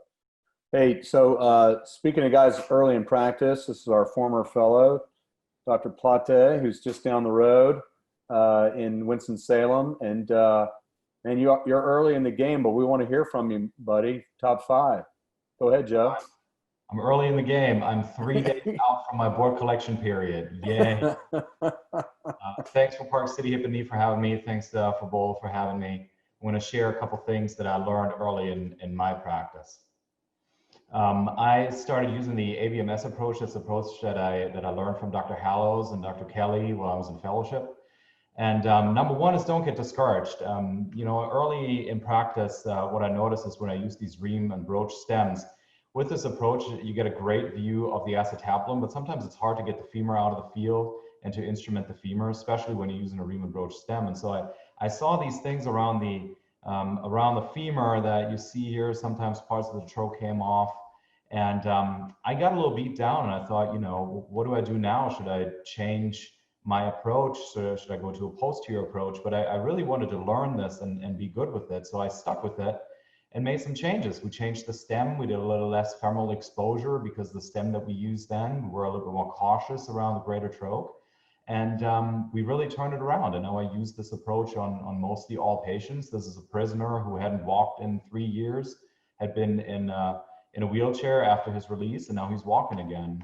Same with patients that are higher BMI. She just made the cutoff of BMI of 40. And using just a little bit of tweaking with this technique, we really get good results. And so don't get discouraged and don't beat yourself down when you see these early complications. Work on you, work on the technique, and talk about it with your colleagues.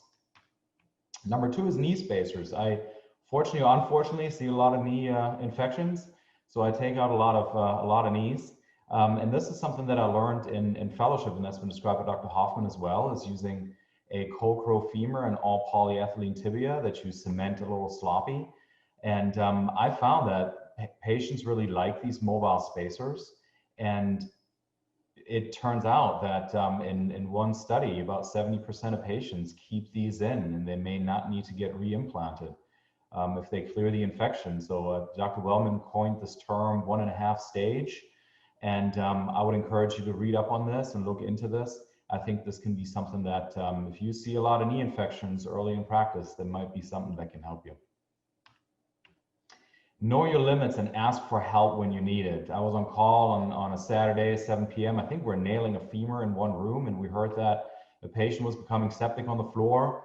62-year-old who had been seen a few days prior, was in some freshwater boating accident and actually underwent an ORAF for an open tibia fracture, but then required a BKA. And so we're like, okay, let's bring the patient down and wash out the BKA and see what's going on. But there was this one locule of gas in the thigh. And so we made this lateral thigh incision after we washed out the BKA, and there was dishwater fluid coming out. So we made the decision that this is probably neck fash. The patient is not getting better. It was on pressor. So we did an above knee amputation and washed that out now about an hour and a half into the case. But there was more necrotic muscle. So a general surgery team came in and looked at it, and we determined at the time to save this patient's life, he would need a hip disarticulation. Well, I had not seen one of those in residency. And now it was about 8:30 p.m. The Wake Forest football game hadn't started. So I called for help, and one of my oncology attendings came in, and we did the case together, did a hip disarticulation, debrided a lot. Patient ended up going back another 5 times to the OR and then ultimately expired from this infection. But it just tells you that sometimes you may think you know everything, but sometimes you don't. So just ask for help. People are really willing to help you when you're early in your practice. This is not defeat. This is actually something that will help your patients and will help you grow and grow your practice. Build relationships. In the beginning, I visited a lot of primary care physicians around the area that were sending patients to our total joints team. And they made this little card for me just to say, these are the patients that he's looking for. This is actually, if you look at the bottom, this is how you get to me. This is the referral you have to put in to send patients to this guy. And it helped a lot. I try to say thank you for every referral that I got from these primary care physicians, and it really grew my practice. I got busy very quickly just in the first 6 months. And I call almost every patient at night. I call them the night before surgery and I ask them if they're doing okay, if they have any questions. It's really easy to do now, with the technology that we have. You just open up Haiku if you happen to have Epic, and it puts you right in Doximity. It hides your number. It puts in the office number that you have. And you just talk to the patients. It takes about 3 minutes. Usually they don't have any questions. But the main thing that they'll tell you when you see them back in follow-up, that no other doctor has ever called them at home. And that's what they tell their family. That's what they tell their friends. And I think that helps you build your practice very early on. So I recommend you do that. And the last thing is, truly take care of yourself and your family. This may be a trivial thing, and you've heard from Chris Pelt that that's sometimes really hard to do. But truly, when you're at home, try to put the phone away, try to spend quality time with them. It helps you become a better person. It helps you keep your family close. And your patients will notice that as well. So that's something that I try to do as much as I possibly can. So thank you again for having me. If you have any questions, please feel free. Thanks a lot. Joe, those were great. Joe, those were great, man. Thanks for sharing. Couldn't agree more with those, and particularly the ones you finished with. Thanks for your candor as well. We're gonna take it back to the ATL here, and our colleague George Goud's gonna share with us. And George, thank you for joining us, and looking forward to hearing you, buddy. Hope you're well. Oh, we're doing great down here, man. Good morning, and thanks for having me, Bolo. Thanks to TJO for this great meeting. I love it every year, and it's good to be with you guys this morning. I'm gonna do it in 5 minutes or less. I started my own timer here.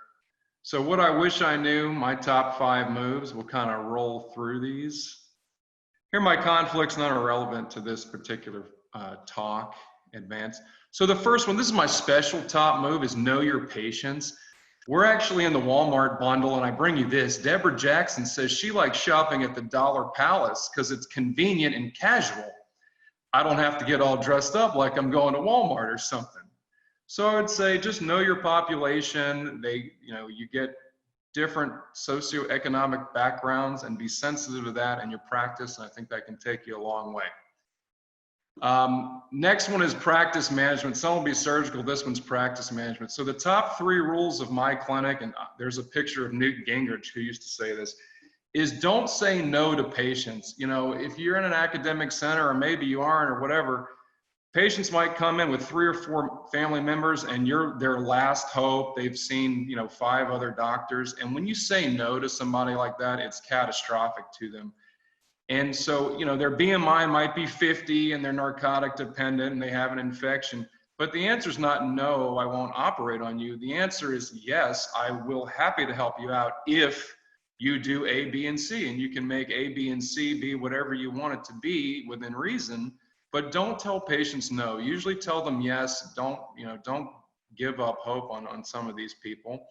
That's rule number 1. Second is patients love creams. When people come to the office and they've got some vague, they've got like neurologic type pain on the outside of their knee, Voltaren gel. If they've got lateral cutaneous nerve neuritis, you can do capsaicin cream, lidocaine patches. They want something. They don't always ingest something. So have a bevy of creams you can offer patients. They'll be happy with you. And the third, quickly, is intranasal calcitonin. If you got somebody with thigh pain 3 months out from a total hip, these are some of the things, the nuances that you can help get you through a daily clinic. Next one, top move number 2 is exposure. If you're struggling for femoral exposure and you're a DA person, make sure you jackknife the table and take down the tensor. You can get a great exposure doing this. So, you can get this is a revision exposure. You can see this stem is loose, and this is a jackknife table. We took down the tensor. You can get great exposure and put straight stems down. Listen to your patients. This guy's left thigh was hurting him 5 years out. He's 80. My point is, if anybody comes to you, and even though it may look okay on x-ray, if they can't put weight on their leg and have pain with weight bearing, something is wrong. It actually wasn't his right hip. That stem and varus wasn't bugging him at all. Both of these cases were done elsewhere. But listen to your patients. If they can't put weight on their leg, something is wrong. Keep working them up. This guy's, I rarely order a bone scan. I did on this guy. It lit up. This is the guy's femur in surgery that he was complaining about. So listen to your patients. If they can't put weight, something is wrong. Don't blow them off. Next is use bone cuts to balance the knee, whether that's rotating the white sides line. Give them a little extra external rotation and flexion to get your gaps balanced. Oftentimes I'll do 6 degrees of external rotation from the PCA for tight varus. I think you can release less soft tissue doing that. Same thing on the tibial side. If you want to dial in a little bit of varus, if I'm going to dial in 1 or 2 degrees of varus on the tibia, sometimes I will use computer nav to do 1 or 2. So I'm not ending up with 5 or 6. And be leery of Doré femurs and blade stems. So this is a lady I did on her right, went great. You can see a Doré femur on the left. So I used a stem made for Doré femur. She broke that because I had to work that proximal femur so much, it weakened her bone just enough to break 3 weeks when she was getting out of the tub. She got this. So I'd say, Doré femurs, just be aware of that. You might want to change your stem style for some of those cases to avoid periprosthetic fractures. Thanks a lot, guys. Great being here this morning. Hey, that was great, George. That's a great. I love the creams. Patients do love creams. That's good stuff. That's a great slide. Pavel, thanks, buddy, for joining us. Great to see you, buddy. Thanks for coming in from Texas. We're looking forward to hearing from you as well, man. Hope you're good, as always. Awesome. I'll share some top 5 moves. So my full disclosure, or the only disclosures, is I had great mentors, whether it's through residency or fellowship in the middle, or even into my practice. Tip 1 is ask for help. And, the most impressive slide on the left is not actually where I thought I got the most help on, is the middle slide. I've never seen a nail break like this. in an arthritic patient. So trying to figure out how to revise this and asking people around for tips and suggestions can be very good for your patient. There's no shame in it. And I think that's already been mentioned. Tip 2, copy your fellowship mentor. Try to be as good the first 2 years as your mentor. Don't try to be better. In an attempt to adopt some of the new literature and have these super tight dressings with meshed super glues and silver containing dressings, I've created a lot of disasters. And when I went back to just 2-0 Vicryl and monocryl stitch, somehow, the wound started looking good again. So don't create disasters. Balance current evidence with years of experience of your mentor. One of the coolest things that I think I've picked up from Dr. Hoffman and then sort of created a bit of a hodgepodge of my own experiences doing this 1.5 revisions for infections. I've used Dr. Incavo's stemmed molds to push antibiotic cement way down into the femoral canal to elute the antibiotics throughout the whole bone as opposed to just the joint space. And then using metal on poly both in the hips and in the knees has yielded excellent cure rates for me, as well as stability to where these implants don't end up falling off. Patients are allowed to fully range their knee. I can weight bear him at 6 weeks. I had a guy walk on this for a year because he had some unfortunate cancer that developed shortly after his infection. And he just wasn't a candidate for reimplant, and he used this knee for a year, walking on it, feeling good. It improves your total knee revision time because there's less stiffness and less scar tissue. They are less expensive than some of the molds that you can buy, off the shelf molds, and they feel like a knee and they have similar cure rates. Choose a stable hip approach. For me, it's been the direct anterior hip without the table. And I've given a talk last year to you guys about it. It offers great stability, easy fluoroscopy, best airway control in my mind. But recently I've noticed that I don't want to use this approach on every single patient. And very large mascular males with short pelvises and varus necks, I feel like they recover much longer with the direct anterior approach than they do with traditional posterior. So this is where Dr. Mathis's, anatomic repair of the capsule comes into play. So that way your hips don't dislocate. As long as your approach is stable, you can gear versus DA for the patients that are good candidates for that, and posterior for the patients that are good. Go ahead. Incredible.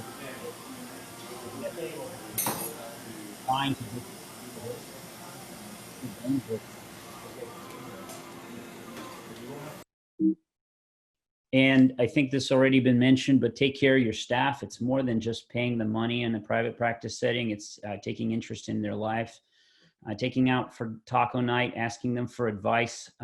If they're happy with you, they will take great care of your patients, and they can really make you or break you in their first several years of practice. Patients form an opinion about you oftentimes based on your staff.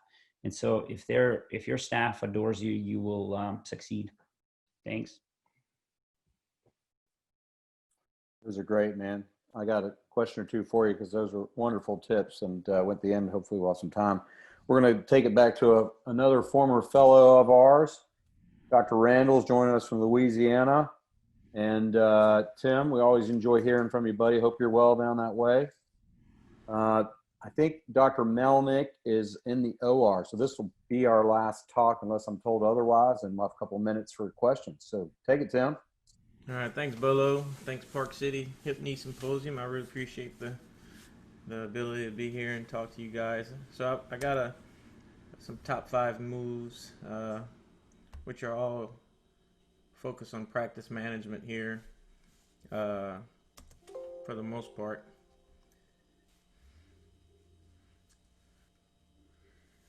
So, the first move is, Chris Pelt talked about this, the complications and poor outcomes, so coming from big academic institutions, you see a lot of complications, but they don't hit home as much as when you start your private practice and you're in a small town and you are taking care of all the most complicated cases in town. So you're going to have most of the complications. So when I first got started, I hit the floor running, and I had a lot of very difficult cases, and I had a lot of conversations with Bolo and Dr. Wellman about these complications. And it was the one thing that always remind me is you're taking care of the toughest cases, so you're going to have some of the worst complications, and you got to deal with it. So the key thing you got to keep focused on is clear surgical indications. You got to stay motivated, and don't carry that previous case, that hesitation or doubt, into your next case, because that patient is counting on you. Dealing with the patient's family is always touchy, especially when there is a complication or a poor outcome.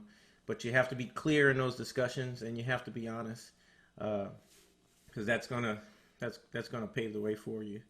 And it's much easier to get through these issues if expectations are set before surgery and after complication. So number 4, nobody's going to bill and code for you when you're in private practice. So your financial stability is directly tied to your coding ability. So you have to know about the codes you're doing, and what cases and what codes correspond to the cases you're doing.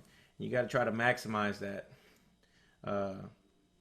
Be proactive and ask questions while in training about coding, and see what your your residencies and fellowships are billing for the cases you're doing, because you're probably going to be doing those same cases.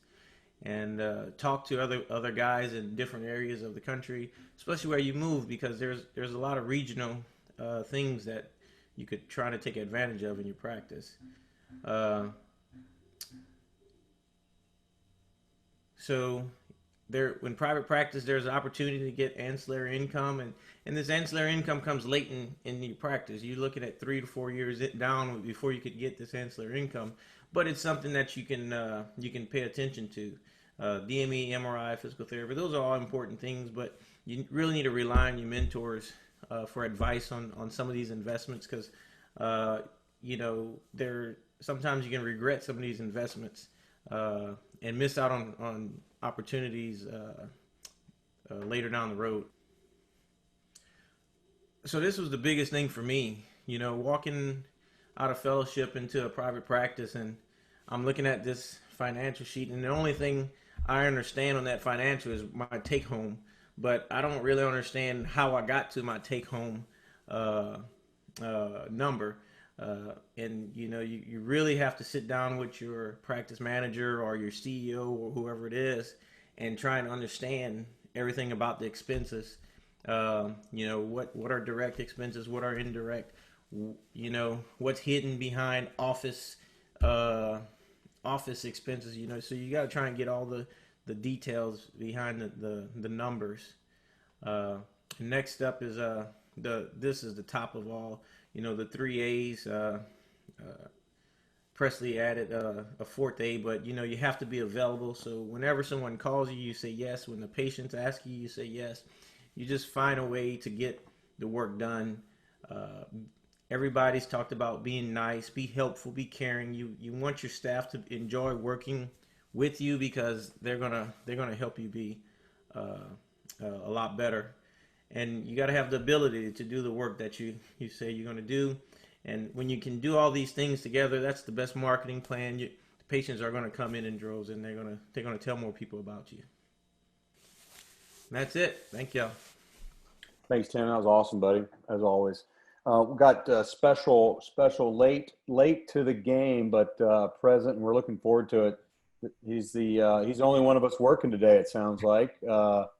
Melnic's going to join us. I heard he had a wonderful case to manage this morning, and we'll let him wrap it up. This is good about maybe practice management or your time management or being home. I don't know. We'll, thank you. It was a gift from one of my senior partners. There you go. There you go. All right. 400-pounder Yeah, man. This morning. But sorry for being late, and sorry if a couple of these things are repeats because I just jumped on. Hey, no worries. Thank you for joining, making your time. It's great for our attendees. Thank you for your time, Chris. All right. No relevant disclosures. So as this has been hit on here a little bit at the end, always say yes. So help your senior partners. They are your referral source. They are always busier than you are. In the sense that when I started here at MGH, Andy Freiberg was a division chief. My clinic was next to his clinic, so that was very nice. So any overflow Andy would give to me, and that ultimately left to a busy practice early on. So chronic periprosthetic joint infection is 2 cases, right? Some people think that, wow, this is a case you might not want, especially early on in the practice.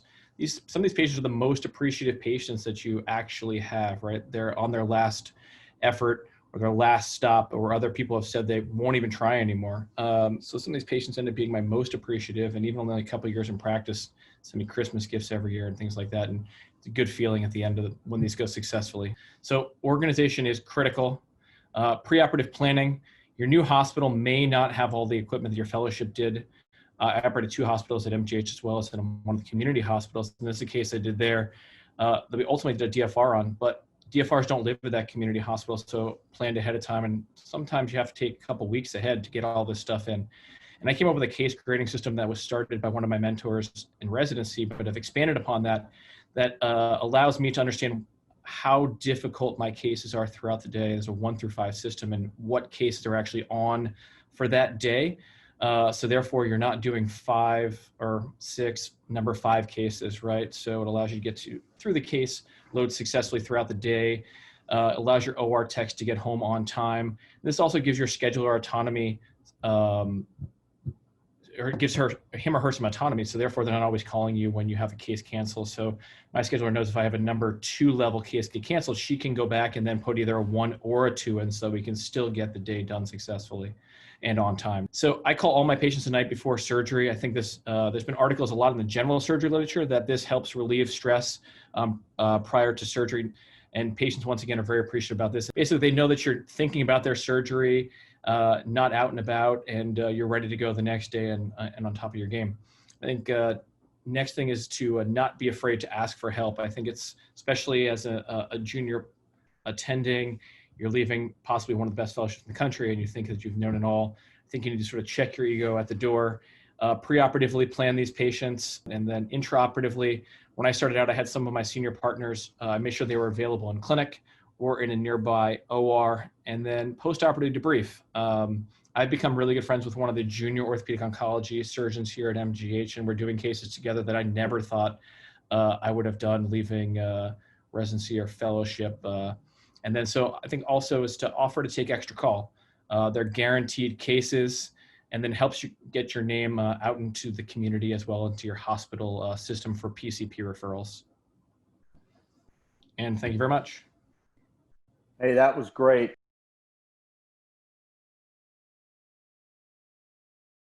I had a quick question for each of you, and please keep an eye on the Q&A, and I'll start back with Linda.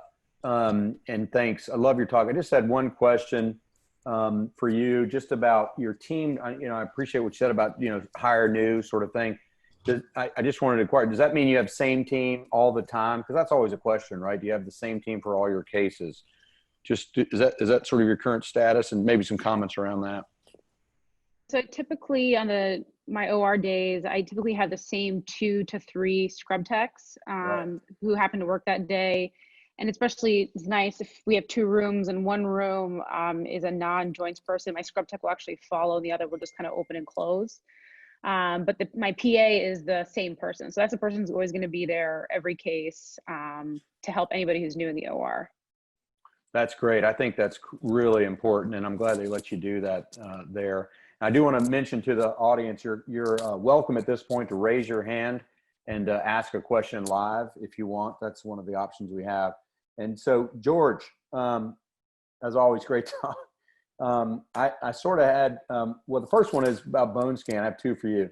How often does that bone scan happen? I know you said not often, but what's your guess? I mean, like, what are we talking? How many times a year? Maybe 2 times, maybe 3 times a year. And usually it's someone who, maybe wants surgery. I'm using it to be negative, so I can say, hey, it's negative. I think your normal looking x-ray, it's really not loose. So I think it's more of a massaging the patient's expectation. They think something's wrong and you want to tell them that's usually how I get it.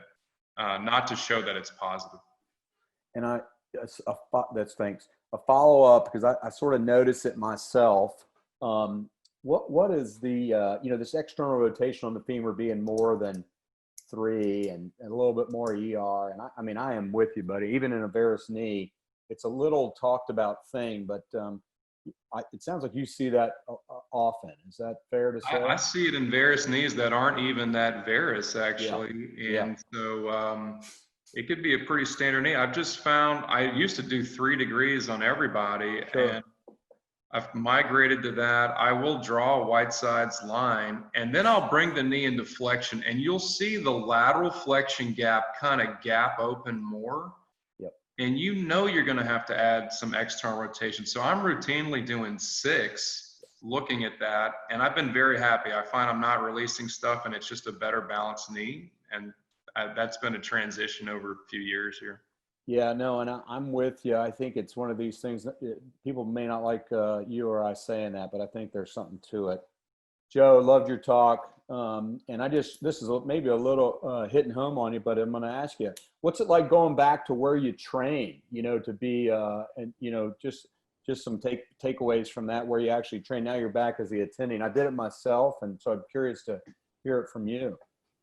Yeah, that's a great question. And when you come back to a place, you sometimes get a little worried. Am I going to be treated like the resident? Am I going to have things that you need? But no, it's been great coming back, and it's been great because everybody, because the OR staff. You already build some of those relationships, so it's been good coming back.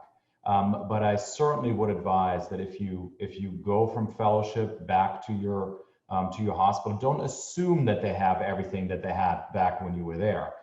It's only been a year, but things have changed, right? The industry that we use have changed a little bit. We opened up a new hospital, so don't be too comfortable. Make sure that you still have all the things you need. Like Linda pointed out, make sure that you have the right retractors, the right things in your OR. But overall, it's been a great experience so far. Great. Thanks for that candor. Pavel, great talk as well. For the 1.5s, we love those as well. And I appreciate you referencing leaving those.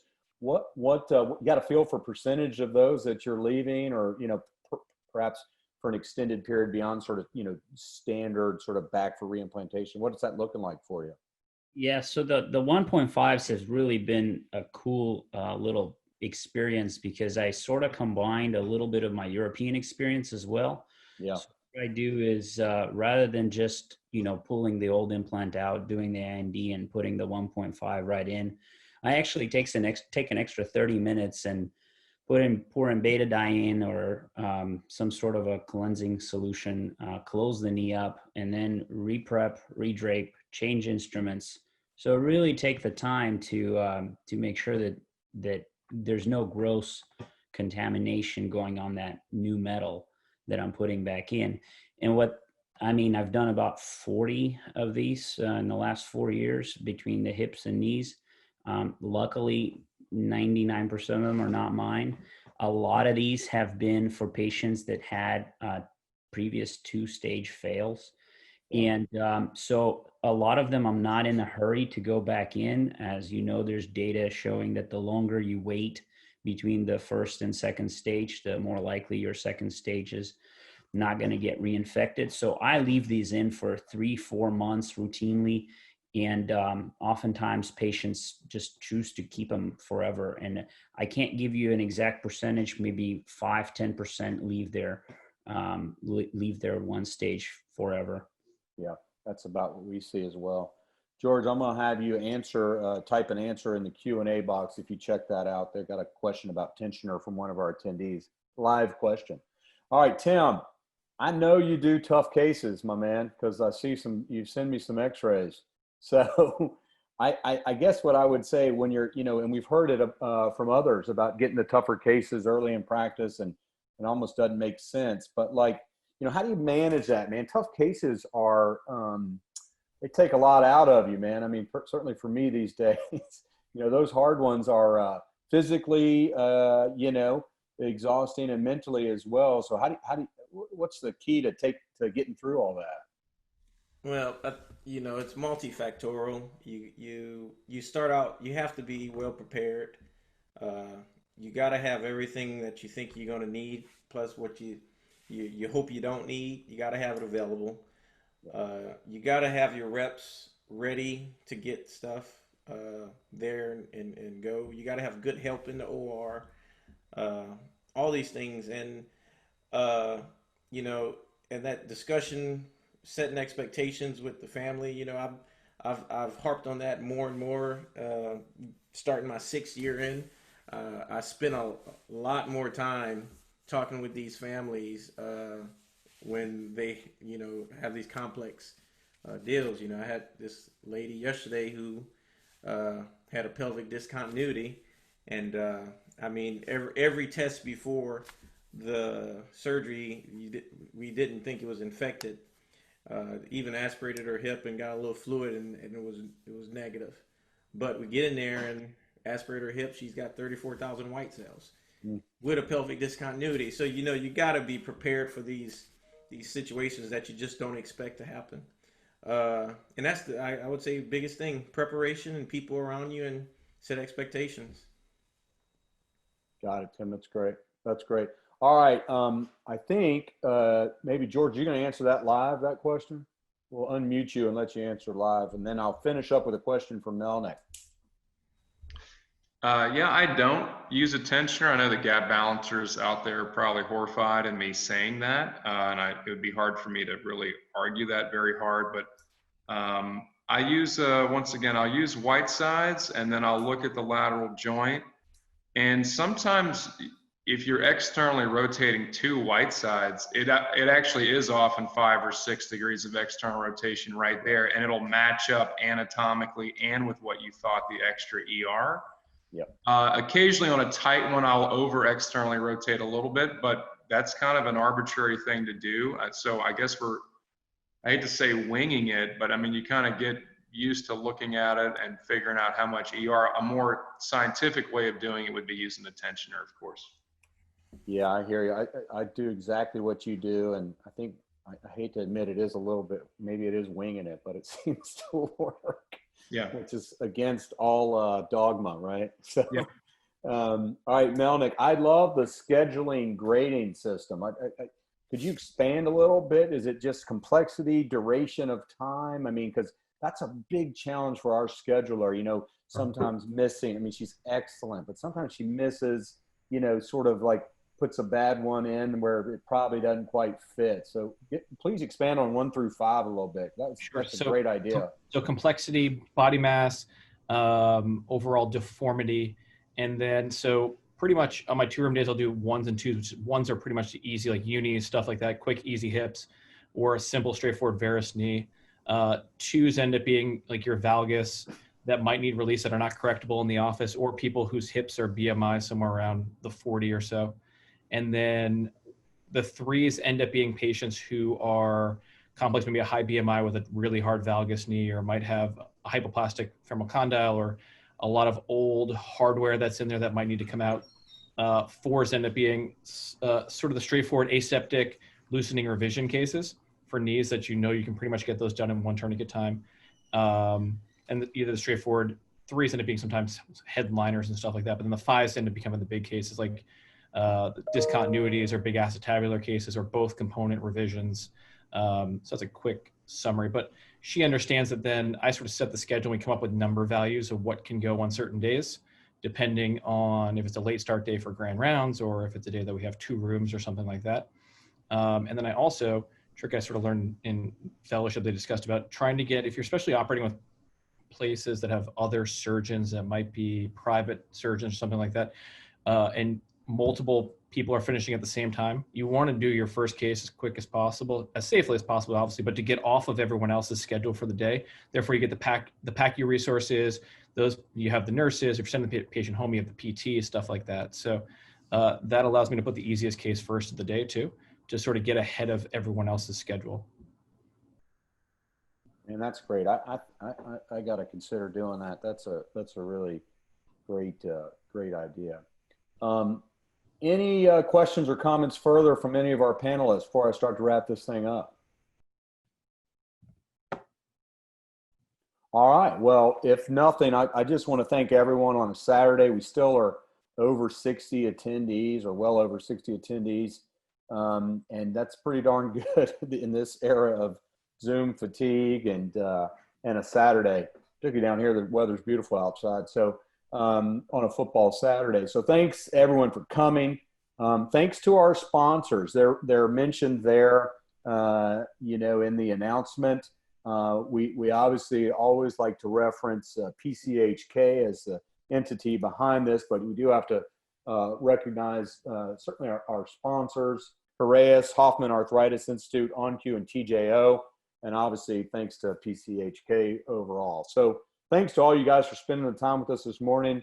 Again, we'd love to get your thoughts and comments. I think it's been great. It's been great for me from a standpoint of what I've learned, and I learned from everybody. You can say you're in early practice. Holy cow. I mean, I learned today for sure. So thanks to our panelists, from everybody. Have a great weekend. Be safe, be healthy, and really enjoy the morning with everybody.